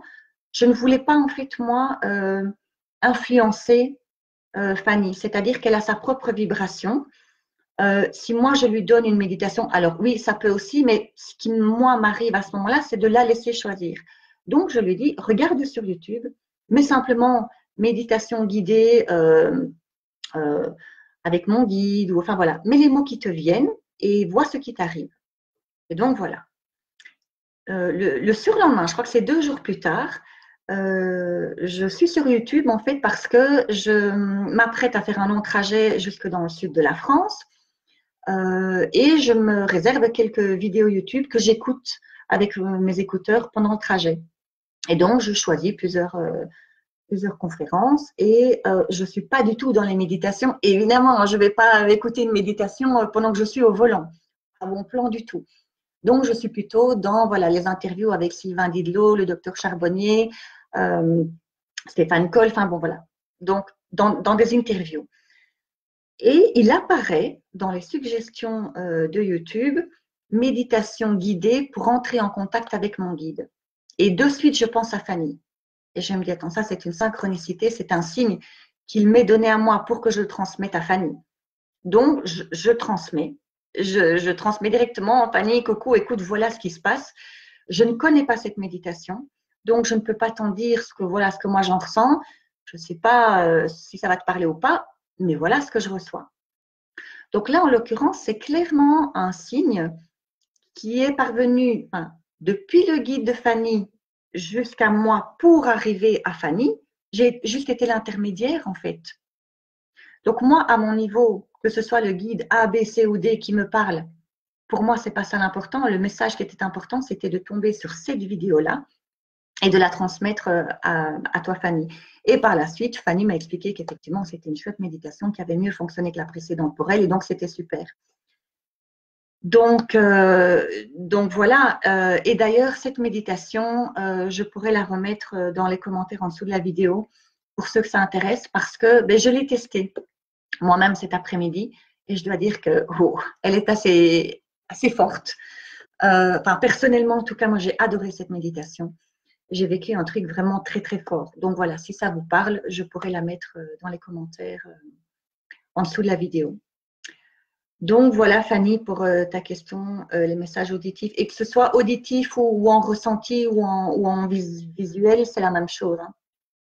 Je ne m'attarde jamais à qui me l'envoie. Je m'attarde au message lui-même pour que ce soit important je vais me poser, pour que ce soit important pour la personne à qui je dois le transmettre. Et également de bien la transmettre. Donc, que j'ai les bons ressentis et la bonne traduction, entre guillemets, des messages et des ressentis. Donc, voilà Fanny. Alors, je vais aller faire un petit tour donc, dans mon Messenger ou dans ma page pour voir s'il y a d'autres messages. Alors, je ne pense pas jusqu'ici. Dans mon mail privé non plus. Donc, voilà. Voilà. Alors, j'ai un… Ah, voilà. Alors, j'ai un témoignage ici sur mon Messenger. Alors, il y a plus de 25 ans, j'ai fait une fausse couche. Plus tard, ma fille est née. Cependant, il y a peut-être un an, j'ai entendu une voix alors que je dormais. J'ai entendu maman, mais c'était très sonore. Et cette voix m'a réveillée. Elle est arrivée, on va dire, de nulle part. Je ne sais pas l'expliquer autrement. J'ai pensé à cette fausse couche. Oui, alors, à la personne qui vient de m'écrire cette information, je ne vais pas dire ton prénom, hein, puisque c'est sur Messenger, donc je pars du principe d'anonymat. Effectivement, si tu as entendu ce maman, en tout cas, moi, c'est ce que j'ai vécu, et c'est ce que Stéban m'a expliqué. Il me dit que c'était un signe comme une promesse à venir pour un contact et pour confirmer le fait que oui, je suis bien là. Et ils choisissent le mot maman parce que nous, évidemment, on va tout de suite capter qui c'est. Si on entend d'une manière auditive maman et qu'on a fait une fausse couche, évidemment qu'on va directement faire le lien entre les deux en disant c'est l'âme de mon bébé que je n'ai plus malheureusement près de moi qui me parle. Et c'est le cas. En tout cas, Esteban m'a bien confirmé, c'est le cas. Donc oui, effectivement, continue, parce que visiblement, je vais bien relire ton mail pour voir si je ne zappe pas une question ou une partie. Oui, donc il y a un an que tu as entendu cette voix-là, très sonore. Effectivement, c'est une voix très cristalline. Pardon, très cristalline. Excusez-moi, je vais boire un petit coup. Cette voix m'a réveillée, oui. C'est exactement, en tout cas, moi, de ce que j'ai vécu, c'est exactement comme tu le décris. Donc, oui, prends ça vraiment comme un petit coucou, en fait, de la part de cette âme, de cette fausse couche. Prends ça vraiment comme un petit coucou en disant « Je suis là. Je suis là pour moi, pour toi. » Et tu peux considérer, parle-lui, demande-lui, dialogue avec lui, hein, lui ou elle. Et sois à l'écoute, parce que s'il a commencé à te dire « maman », c'est qu'il y a une communication à venir. Alors maintenant, laquelle elle sera, je ne peux pas te le dire. Hein. Est-ce que ce sera auditive, visuelle, par les ressentis, par les rêves? Mais ouvre-toi. Enfin, je pense que tu es déjà ouverte. En tout cas, dans mon ressenti, tu es quelqu'un déjà de très ouverte à tout ça. Mais continue. Continue parce que, en tout cas, moi, à mon sens, c'est plutôt joli, en fait, comme signe. Donc, voilà. Alors, ensuite, donc… Et en plus, alors la méditation dont je parlais tout à l'heure, oui, Fanny me dit, elle donne des protections en même temps, exact. Car dans ma famille, on a tendance à attirer les mauvaises entités, donc c'est super. Effectivement, cette méditation donne des protections. Oui, parce que ça, merci Fanny d'en parler, parce que c'est vrai que j'en ai pas encore parlé. Il y a des protections qui sont nécessaires. Alors, quand on parle de protection, on ne va pas partir dans des énormes rituels et des grands trucs, mais renseignez-vous sur les protections à faire. Ça peut être des prières, ça peut être, et quand j'ai une prière, c'est parler, demander tel que vous avez envie de le demander. Vous pouvez réciter une prière toute faite, mais vous pouvez également faire votre propre prière en demandant, voilà, je demande protection pour ma connexion, pour ma méditation, pour tel moment, etc. Renseignez-vous un peu sur ces manières de faire, mais ces protections sont toujours utiles. Moi, je le fais systématiquement. Entre chaque personne qui vient me consulter, je prends un moment où voilà, je fais un petit nettoyage énergétique, je rappelle tous les guides, je le fais avant chaque émission. Voilà. Et donc, effectivement, cette protection dans cette méditation, j'ai bien aimé aussi. J'ai bien aimé aussi que justement dans cette méditation, il fasse des protections. Et pour l'avoir vécu tout à l'heure, ça remue bien. Donc, je pense, oui, j'ai tendance à penser que, j'espère en tout cas, et que pour un maximum de personnes, ce sera le cas aussi, que ça va vous apporter quelque chose. Maintenant, si ça ne vous apporte rien, entre guillemets, c'est pas que ça vous apporte rien, c'est que si ça ne vous parle pas, si vous n'avez pas d'image, de ressenti, de message, etc., accueillez simplement. Ne soyez pas dans le jugement de dire je n'ai rien eu, je n'ai rien reçu, pourquoi ça ne marche pas, etc. Le mental va vous jouer ce tour-là. C'est son rôle.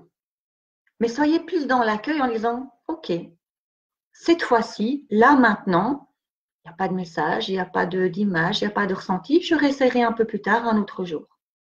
Et vous réessayez, soit la même, soit une autre, un autre moment. Ce n'est pas parce qu'il y a un moment où quelque chose ne fonctionne pas que définitivement, ça veut dire que ça ne fonctionnera jamais. Donc, n'hésitez pas à réessayer. Maintenant, si au bout de quelques fois, vous n'avez toujours rien, peut-être que ce n'est pas le moyen pour vous et qu'il y a d'autres moyens qui vous conviendront mieux. À nouveau, comme j'expliquais tout à l'heure avec les mandalas, il y a plein de techniques. Il y a plein de techniques différentes. Allez voir, allez vous renseigner, voyez celle qui vous parle le plus, celle qui vous convient le plus. Alors, il n'y a pas d'autres questions. Je vais refaire un petit tour. Alors, oui, donc la personne qui revient vers moi en disant il y avait auparavant deux voix masculines. La première, je ne comprenais pas, et la seconde disait elle n'entend pas, on va faire autrement. Et j'ai entendu ce maman.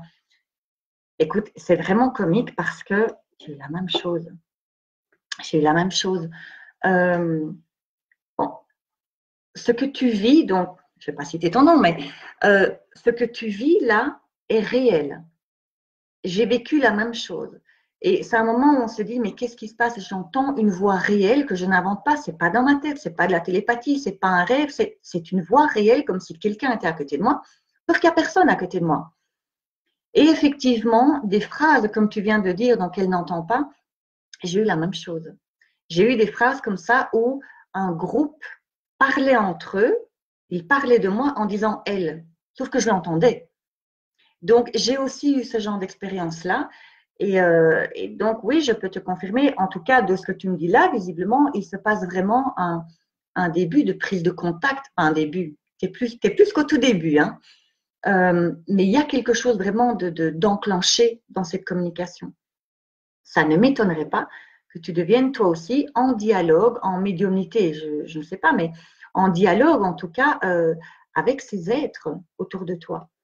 Donc continue, vraiment, sois ouverte à tout ça parce que moi, je trouve ça beau, en tout cas, je trouve ça vraiment super.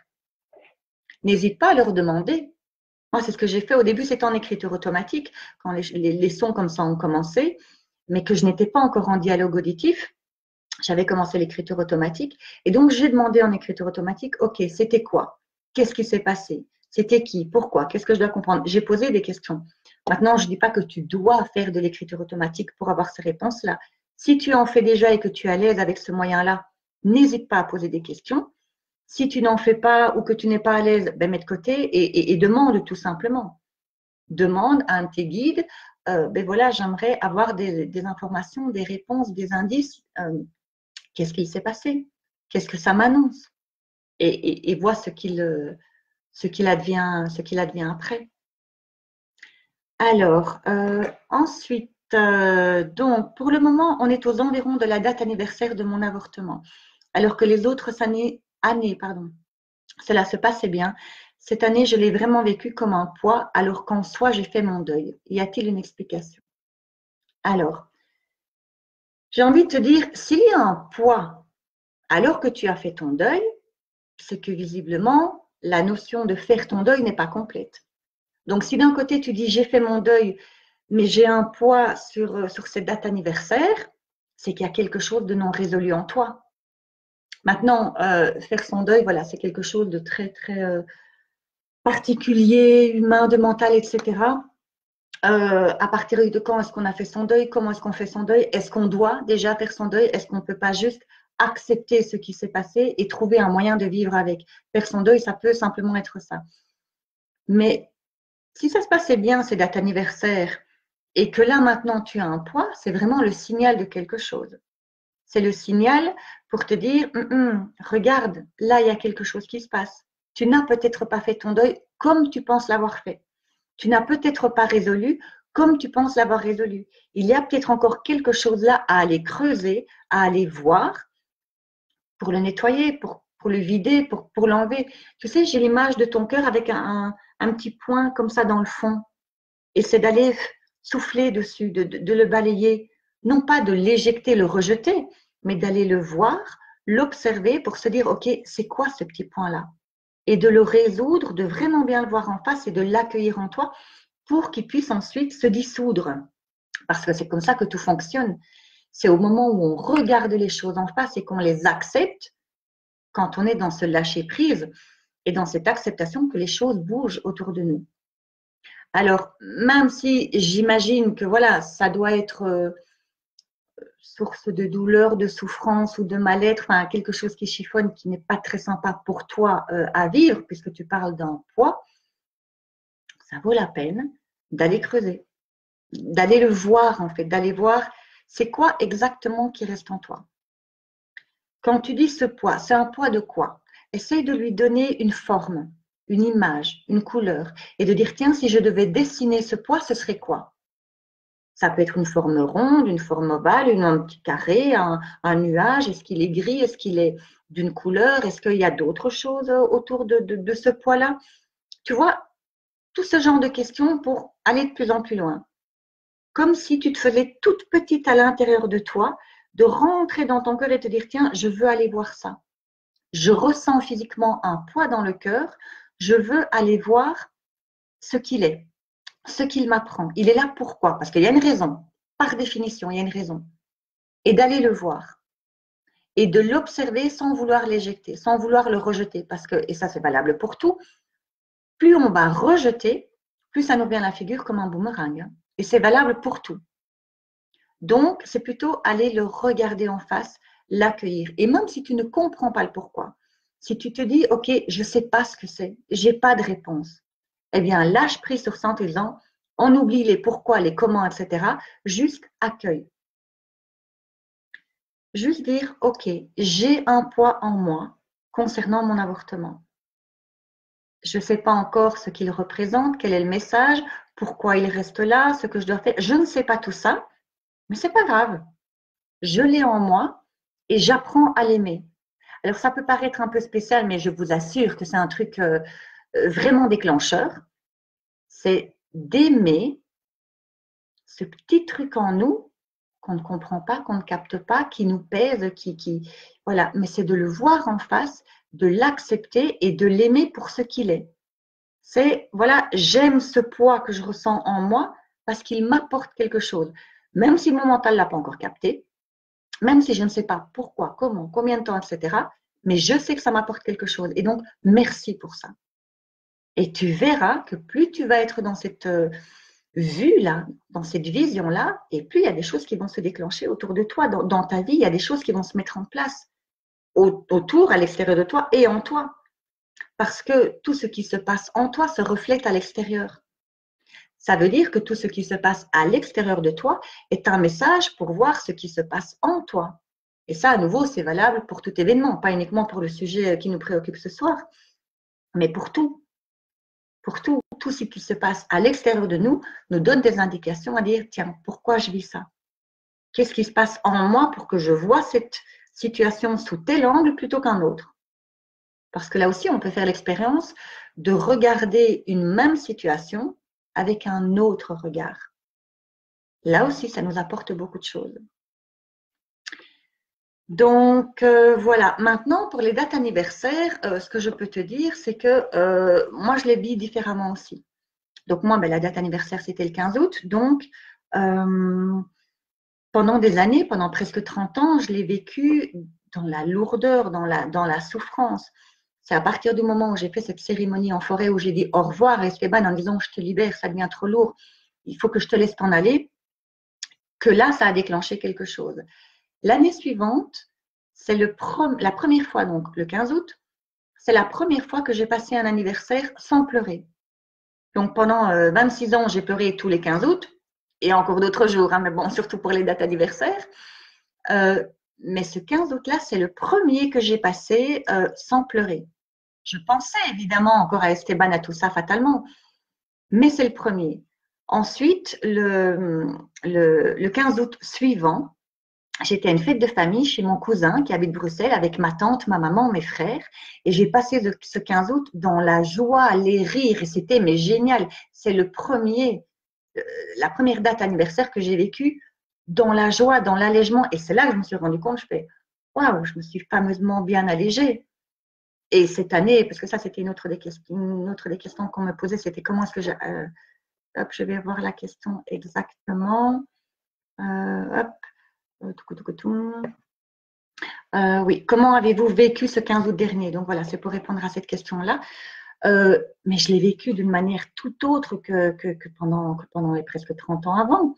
Donc là, j'étais chez des amis, Christine et Guy à Carcassonne. Vous avez vu, j'ai publié leur domaine, la roue mode, que je vous conseille franchement d'aller faire un tour. Si vous avez besoin de vacances, d'une salle d'atelier, de conférences, de yoga, etc., allez voir parce que c'est un endroit complètement ressourçant où on se déconnecte. Enfin, moi, je trouve ça magique. Bref, ce 15 août, j'étais donc avec mes amis Christine et Guy. Et je vous avoue que la première fois que j'ai pensé, tiens, on est le 15 août, date anniversaire, c'était assez tard dans la journée.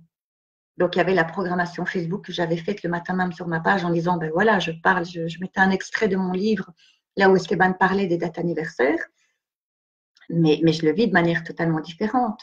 Et tu pourras quoi que tu as peut-être déjà lu le livre, je pense, où Esteban parle des dates anniversaires.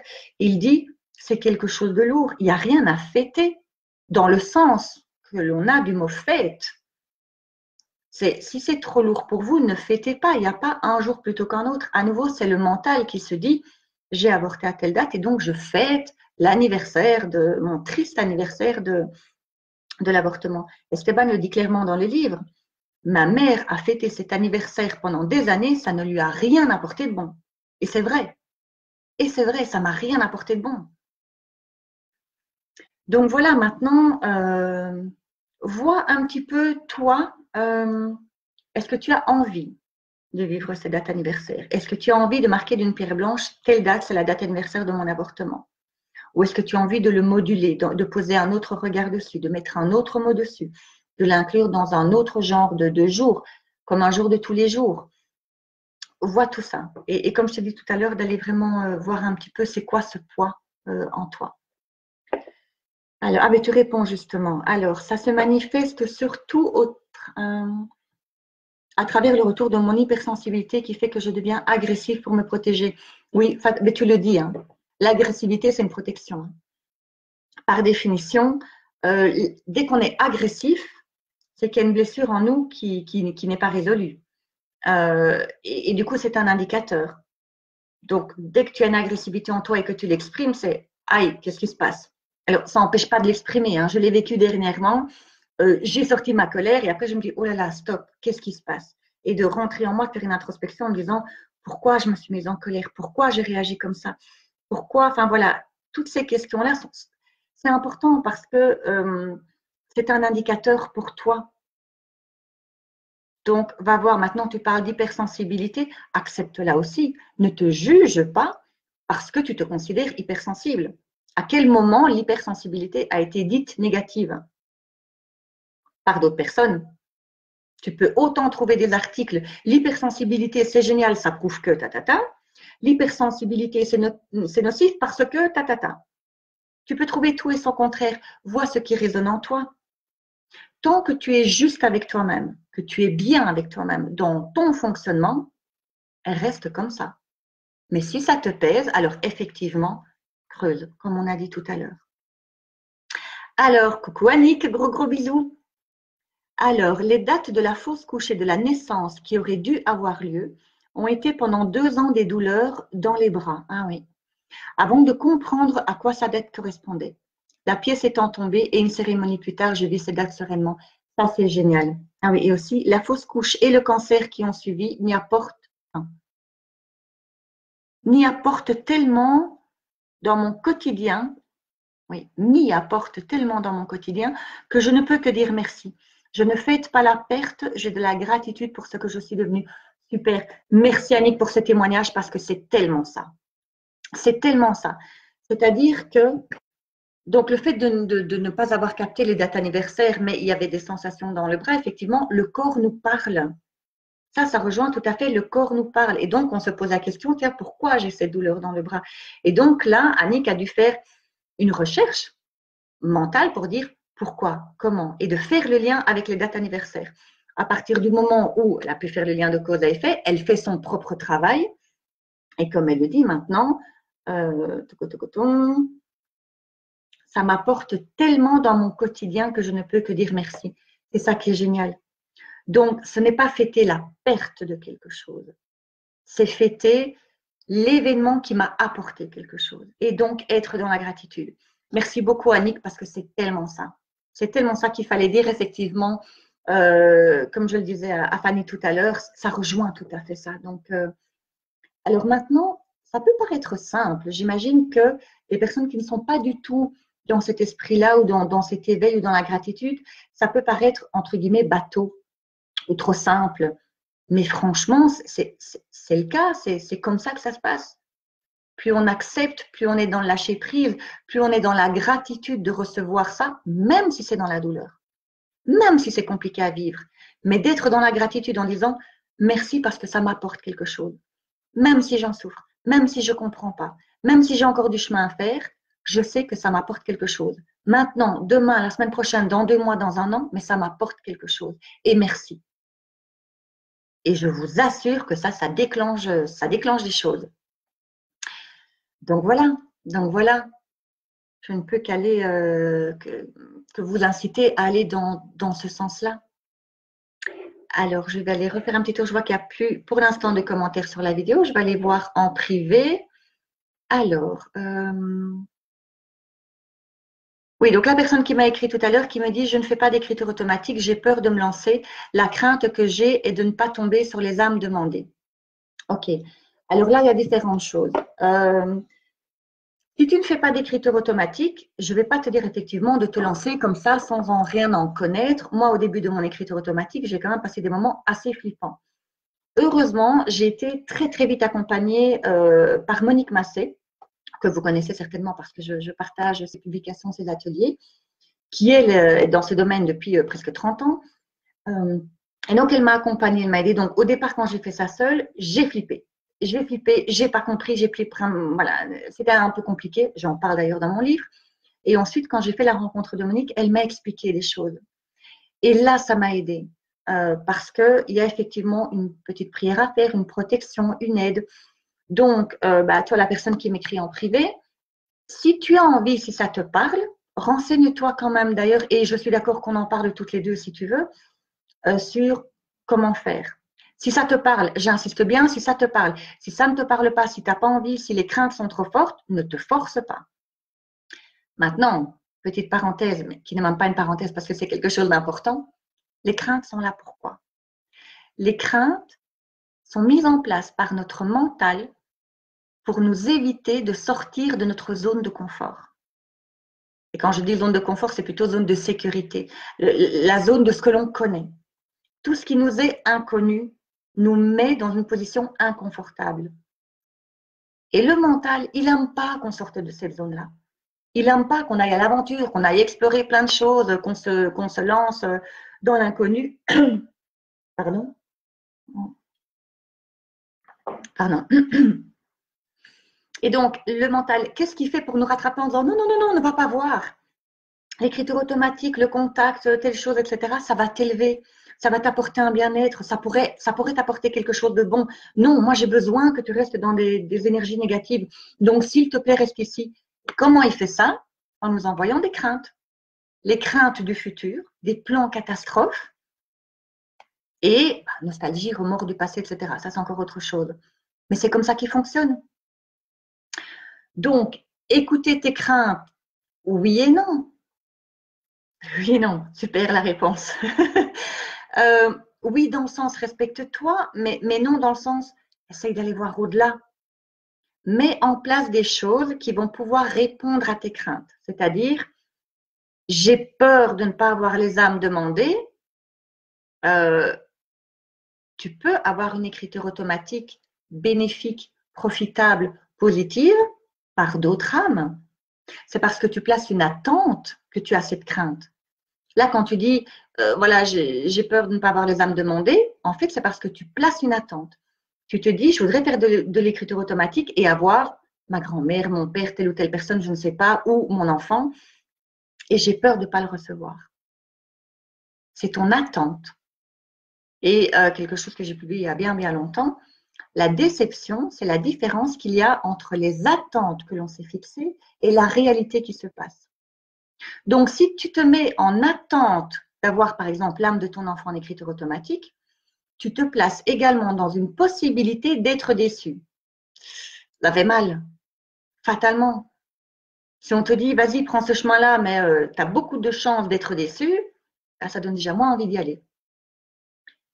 Maintenant, si tu peux travailler un petit peu sur cette attente en disant, et si j'envisageais l'écriture automatique, mais sans attente, je ne sais pas qui sera là, je ne sais pas qui va m'écrire. Alors, tu fais une protection, que ce soit quand même des entités, des êtres de lumière qui t'écrivent, et d'avoir cette protection, parce qu'à nouveau, ce n'est pas un jeu, c'est vraiment pas un jeu. Il ne faut pas faire n'importe quoi, n'importe comment. Mais tu peux, par exemple, je pense d'une manière assez facile, te dire, OK, je vais essayer, mais je n'attends pas telle âme, je n'attends pas telle personne. Je vais voir ce qui vient. Et à un moment donné, quand je serai plus à l'aise dans cette écriture automatique, je demanderai à mes guides, est-ce que je pourrais, s'il vous plaît, avoir un message de tel guide, de telle âme, de telle personne? Ça, c'est peut-être quelque chose qui peut t'aider. Je vais voir si déjà tu as répondu ou dit quelque chose d'autre. Oui. Donc voilà, c'est de enlever tes attentes. Et je sais que ce n'est pas facile. Hein. De nouveau, il y a beaucoup de choses que je dis. Ça a l'air simple, mais je sais pour l'avoir vécu que ça ne l'est pas. Pas du tout. Mais c'est quand même une des clés. Donc, essayer de gommer tes attentes, de t'ouvrir et de dire, je vais voir. Je vais voir ce qui va venir. Et petit à petit. Ça aussi, c'est quelque chose qui est important, à mon sens, de nouveau, c'est les étapes se font les unes après les autres. À un moment donné, Esteban me parle ça, il m'envoie l'image de dire le cheminement étape par étape. Pourquoi vivre d'abord telle chose et ensuite telle chose et ensuite telle chose? Il me dit, c'est comme, il dit, si je t'envoyais tout, si je te donnais toutes les infos et toutes les réponses, c'est comme si je t'envoyais tout le plat d'une soupe en pleine figure, plutôt que de la poser calmement devant toi et que tu puisses la déguster cuillère après cuillère. C'est pas du tout le même résultat. Et donc, c'est ça notre cheminement. C'est un pas après l'autre, une étape après l'autre. Je passe une étape, je la digère, je l'assimile. C'est vraiment comme ça. Hein. J'apprends, je développe, je monte et puis je stagne un petit peu. Stagner, entre guillemets, c'est le temps d'assimiler, de me sentir confortable avec tout ce que je viens de vivre, de ressentir, d'apprendre, d'expérimenter. Et une fois que j'ai passé cette étape-là, je suis prête à l'étape suivante. Stéphane le dit aussi à un moment donné, quand il y a une médium, il y a des années, hein, il y a des années, une médium qui me dit, il faut libérer Esteban. Il faut le libérer, vous devez lui dire au revoir.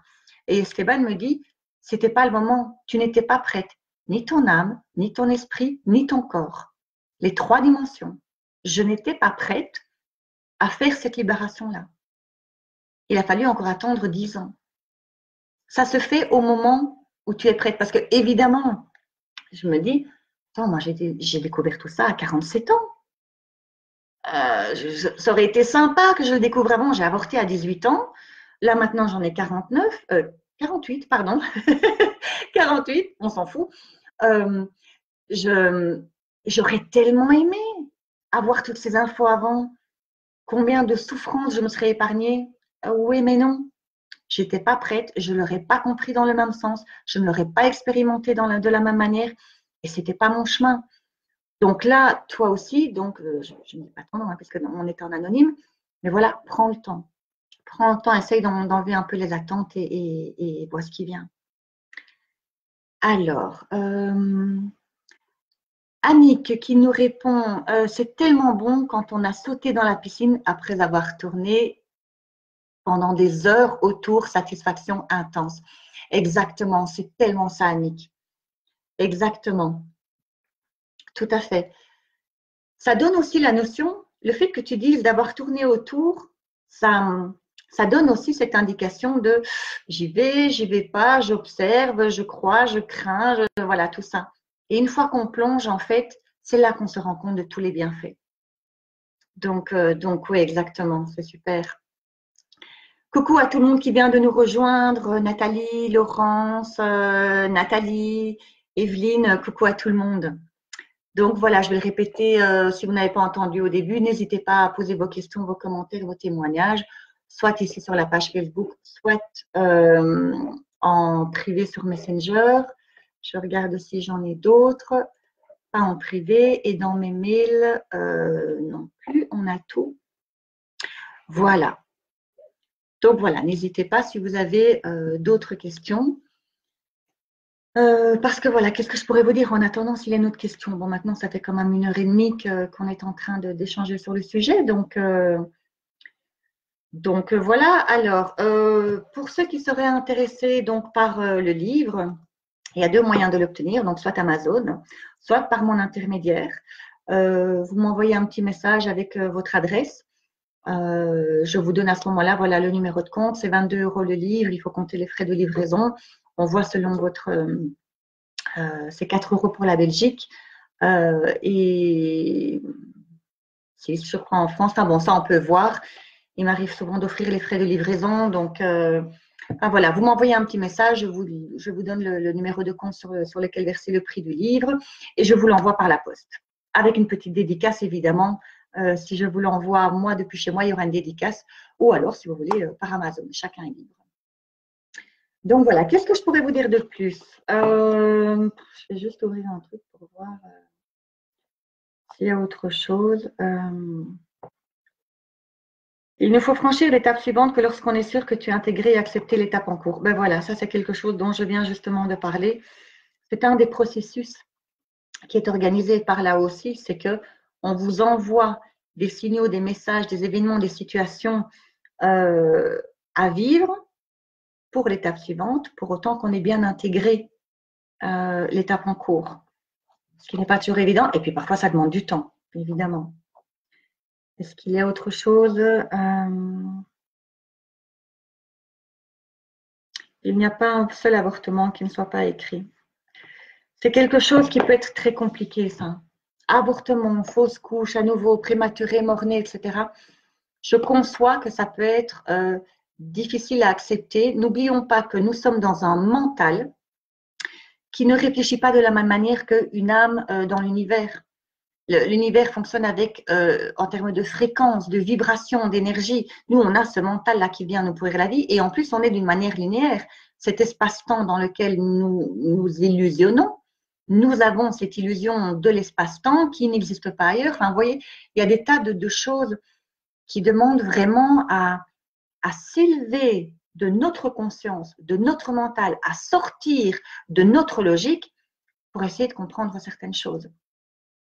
Mais donc oui, c'est écrit et c'est pas pour rien. Maintenant, c'est pas pour rien pour les deux. Autant pour l'enfant qui n'est pas né ou qui est né et parti très rapidement, que pour les parents qui étaient d'accord de vivre cette expérience avant incarnation. Il y a une raison, il y a une utilité, il y a vraiment une utilité. Alors, coucou Claire, gros bisous. Alors, tu nous dis un livre qui m'a apporté beaucoup d'amour et de frissons. C'est gentil Claire. Oui, effectivement, Claire, tu m'avais partagé ton témoignage où effectivement, ce livre n'était pas uniquement pour l'avortement ou les fausses couches, mais comment tu avais dit ça? Il étendait. C'est-à-dire que même quelqu'un, Nathalie qui est présente aussi, m'avait dit la même chose, avait partagé ce témoignage. Allô? Ce témoignage-là, de dire que oui, le bouquin part d'un avortement. Oui, le bouquin étend aux fausses couches, etc. Mais bien plus, tout événement de la vie, toute souffrance que l'on a, toute douleur que l'on ressent, l'enseignement d'Esteban est le même. Il peut nous éclairer, nous aider à voir les choses autrement, dans notre angle de vue, sans pour autant avoir dû passer par une épreuve d'un avortement, d'une fausse couche, etc. Mais bon, voilà. Et Claire aussi, tu avais dit la même chose, donc merci pour ton témoignage, que ce livre t'a apporté beaucoup d'amour et de frissons. Il y a beaucoup d'amour. Hein. Chez Esteban, on le sent, il est très direct, comme je le disais tout à l'heure. Il te donne l'info, puis parfois, moi, il me donne les pieds de claque, mais parce que je fonctionne comme ça. Mais on sent tout l'amour et la bienveillance, même quand il parle de nos esprits impurs, pas matures, pas prêts. On sent qu'il y a tout l'amour autour, dedans, par tous les côtés, enfin partout, quoi. Ça respire l'amour, la bienveillance. Et c'est vraiment le message de dire, on est là, quoi. Eux, c'est ça leur message. On est là, appelez-nous, parlez-nous, demandez-nous. Si vous ne demandez pas, on ne peut pas toujours intervenir sans votre choix, sans votre demande. Donc, bah, c'est trop con. Enfin, utilisez cet outil qui vous est donné, quoi. Donc, voilà. Alors, j'ai encore donc une autre… alors, tu m'avais dit que les âmes guides étaient souvent liées à des ancêtres. Comme moi, l'impression qu'elle est liée à mon grand-père. Tu sais développer, j'ai l'impression que ça peut être intéressant pour les autres et peut-être même pour moi. Oui, alors en effet, donc on a plusieurs guides autour de soi. Il y en a certains qui restent tout au long de la vie, depuis notre naissance jusqu'à notre mort physique, et il y en a d'autres qui vont et viennent, selon les événements en cours que l'on est en train de vivre. Par exemple, on a une maladie, on va avoir un guide spécifiquement dédié à cette maladie. Une fois qu'on est guéri, ce guide va s'en aller et aller vers une autre personne. En gros, et je schématise, hein, mais c'est ce qui se passe. Maintenant, effectivement, on a des guides qui sont reliés à nos ancêtres. C'est-à-dire que si on a un grand-père, une grand-mère, un parent, quelqu'un qu'on a connu de son vivant, de qui on était proche, et peut-être pas spécifiquement, hein, on peut ne pas avoir été proche d'une personne et qu'elle devienne quand même un de nos guides. Très souvent, très très souvent, cette personne, donc au moment où elle décède, elle fait tout son cheminement qu'elle doit faire là où elle doit être. Mais à un moment donné, elle peut choisir d'être un guide pour une personne encore incarnée. C'est un choix. À nouveau, ce n'est pas une obligation, c'est un choix. Et effectivement, ça peut être notre père, notre mère, grand-père, grand-mère qui dit ben, je voudrais être un guide pour telle personne. Et il n'y a pas qu'une personne, elle peut être un guide pour plusieurs personnes de sa famille, de ses descendants, qu'elle l'ait connue de son vivant ou pas. Et donc, être un guide, c'est quoi? C'est je vais t'insuffler des ressentis, des idées, des choses qui se passent dans ta vie, des rencontres de telles personnes. Je vais t'éviter un accident et en te faisant perdre tes clés pendant 5 minutes. C'est-à-dire que tu vas chercher tes clés pendant 5 minutes. C'est moi qui t'insuffle ça, qui crée ça, pour ne pas que tu te retrouves sur cette route-là à ce moment-là, parce que voilà, c'est pas ça à vivre pour le moment. C'est très, très vaste. Hein. L'éventail est vraiment hyper, hyper large des possibilités que nos guides ont pour être là près de nous. À nouveau, qu'on les voit ou qu'on les voit pas, qu'on les entende pas, ça les empêche pas. Ils sont là. Et voilà, je ne sais pas, est-ce que ça a répondu à ta question, Fanny, ou est-ce que tu voulais développer? N'hésite pas à me le dire. Alors, Claire qui me dit, le livre apporte beaucoup de compréhension et m'a beaucoup aidé et m'aide en effet tous les jours que je vis. Oui, merci Claire. À nouveau, c'est parce que tu as été ouverte au message d'Esteban. C'est-à-dire que donc Esteban explique certaines choses. Et il le dit, croyez ou ne croyez pas, faites-en ce que vous voulez. Donc là, Claire, c'est parce que quand tu dis, il m'apporte beaucoup de compréhension, Esteban t'a apporté un autre point de vue, une autre explication d'un fonctionnement qu'on ne connaissait pas, et tu as été ouverte à ce message-là. Et tu l'as travaillé, tu l'as appliqué dans ta vie quotidienne et c'est ça qui t'a aidé. Donc, si effectivement les messages d'Esteban t'ont aidé, c'est le raccourci entre lire les messages d'Esteban, les avoir reçus, avoir été ouverte et en faire quelque chose, tout ce chemin-là m'a aidé. Donc, tu peux te remercier toi-même également, Claire, d'avoir fait ce chemin-là, d'avoir été ouverte, d'avoir assimilé les choses, d'en avoir fait quelque chose, de t'être posé des questions et d'avoir fait tout un cheminement. Effectivement, quand tu dis il m'aide en effet tous les jours, c'est vrai que je me replonge aussi de temps en temps. Alors, bien souvent, c'est avant une émission pour me rafraîchir un peu tous les messages d'Esteban. Et c'est marrant parce que dans les dernières publications que j'ai faites, donc j'ai publié des extraits de mon livre ces 15 derniers jours, il y a même des choses qui m'ont encore tilté. Et j'ai trouvé ça impressionnant en me disant waouh! Donc, je les ai reçus et quand Esteban me les dicte, je les entends, je les capte, je les retranscris dans mon livre. J'ai relu mon livre 20 fois pour corriger s'il y avait des fautes d'orthographe, grammaticales, etc. Une fois que j'ai reçu mon livre en format papier, je l'ai relu. Et malgré tout, je capte maintenant comme si je découvrais, je ne vais pas dire une révélation, mais c'est enfin, presque, en me disant ah, ouais, j'ai zappé ça. Et donc, je trouvais ça impressionnant de me dire j'ai reçu le message, je l'ai retranscrit, je l'ai relu encore. Et c'est après l'avoir lu 5 fois que je capte un autre message. Donc oui, je suis contente que tu dises ça, Claire, parce que ça veut dire que voilà, c'est un outil pour toi. Maintenant, on peut l'ouvrir aussi au hasard, comme ça, dire ok, bah, est-ce qu'il y a un message pour moi aujourd'hui? Et que ce soit une partie de ma narration ou une partie des messages d'Esteban, peu importe, là où vous tomberez, ce sera le message que vous aurez besoin d'entendre dans cet instant-là. Donc, n'hésitez pas, maintenant que ce soit avec mon livre ou un autre, hein, faites la même chose. Donc voilà, c'est clair que moi, j'ai envie que les messages d'Esteban passent parce qu'ils m'ont tellement aidé que j'ai envie que ça aide un maximum d'autres personnes. Mais ce n'est pas pour autant que je vais voilà, tout mettre en avant. Faites ce que vous voulez.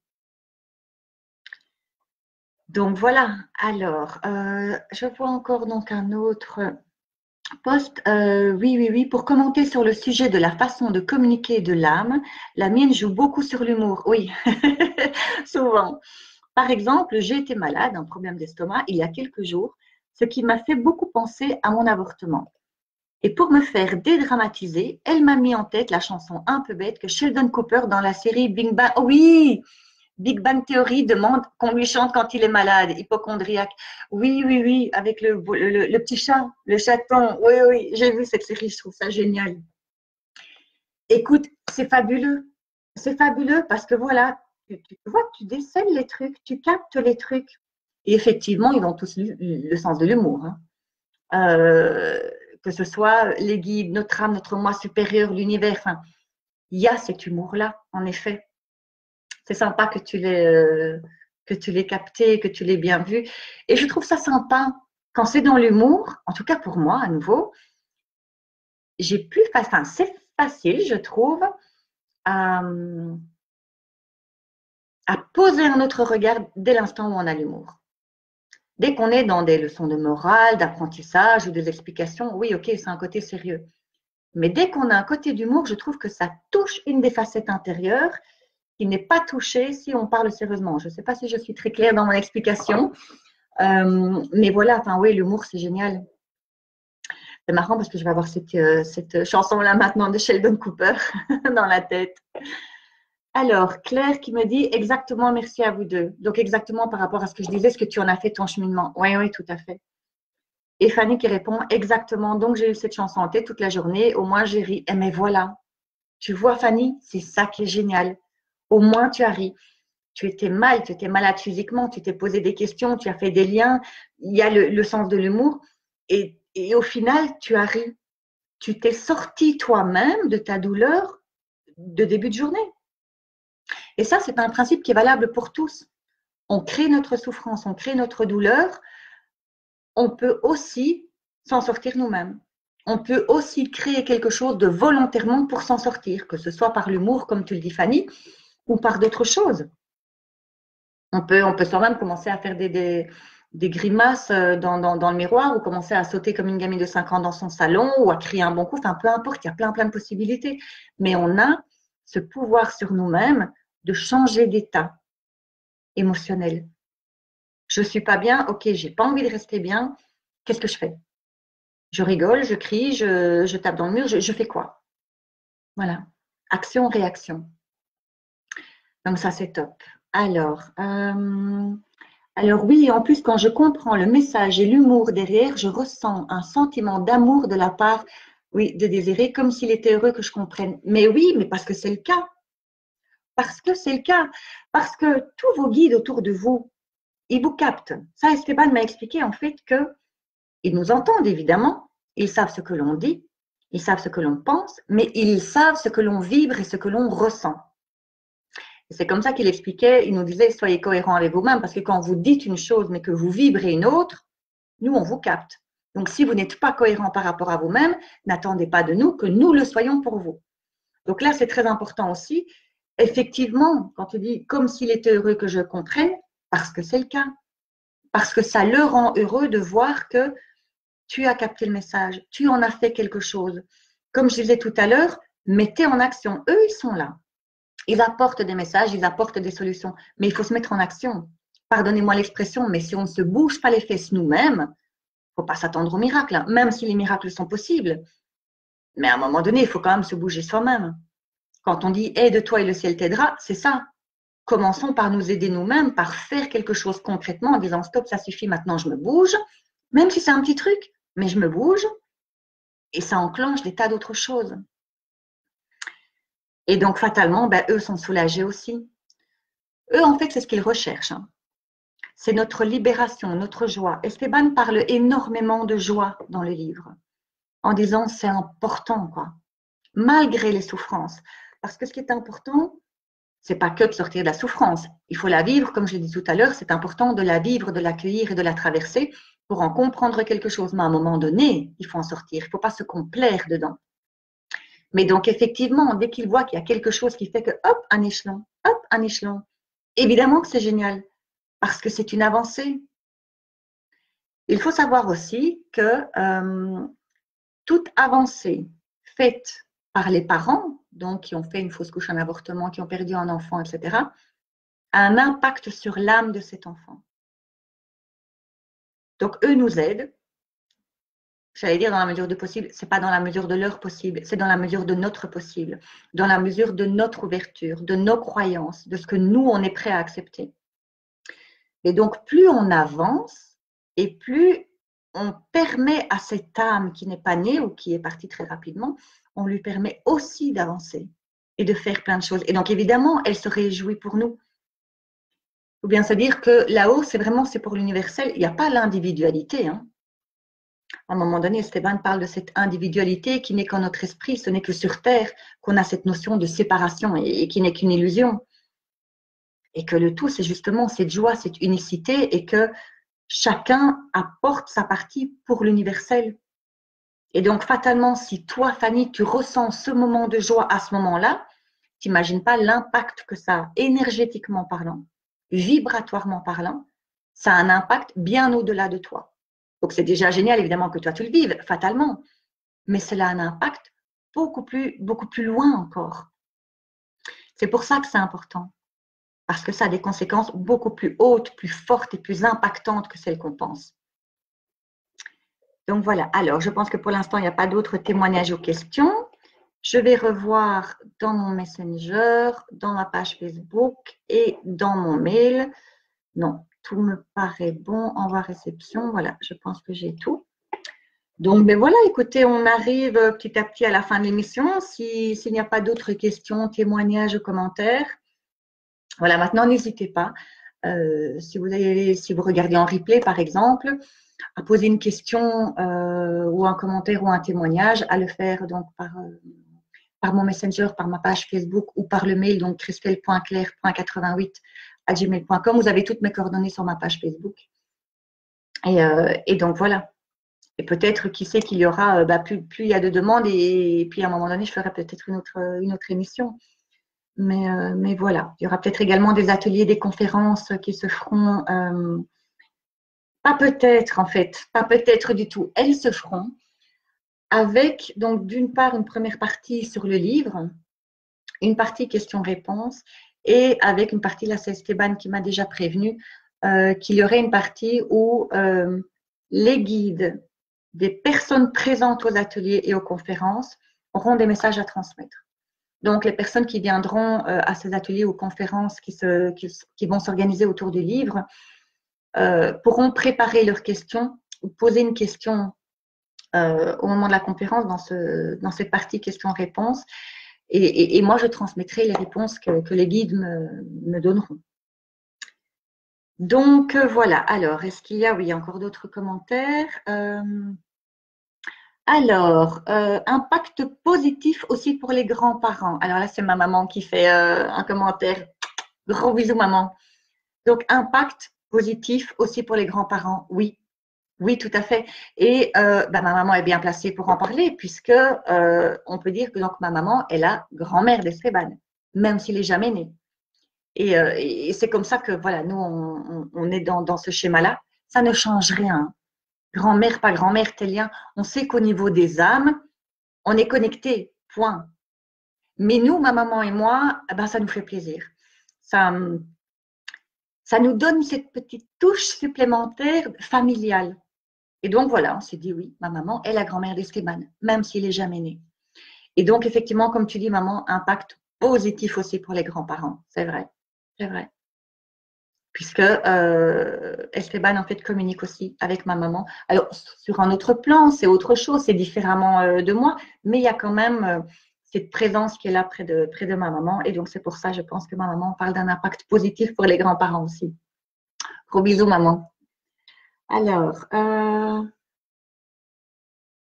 Fanny, quand j'ai fait ma méditation, oui, donc celle dont je parlais tout à l'heure, quand j'ai fait ma méditation, je me suis retrouvée au début dans l'endroit où je vais en balade avec mon cheval. Y a-t-il une raison? Alors, à nouveau, Fanny, oui, probablement. Mais où est l'utilité de connaître la raison? Est-ce que le message qui est important, ce ne serait pas plus ce que tu vis dans cette méditation, les ressentis que tu en as, les souvenirs que tu en gardes, le message que tu as reçu? Le pourquoi je me suis retrouvée dans cette balade avec mon cheval. Tu peux te poser la question et tu peux trouver 10 raisons possibles. Mais ça va t'apporter quoi? Une raison pour le mental. Maintenant, si vraiment tu as envie d'avoir cette réponse-là, oui, ok, creuse.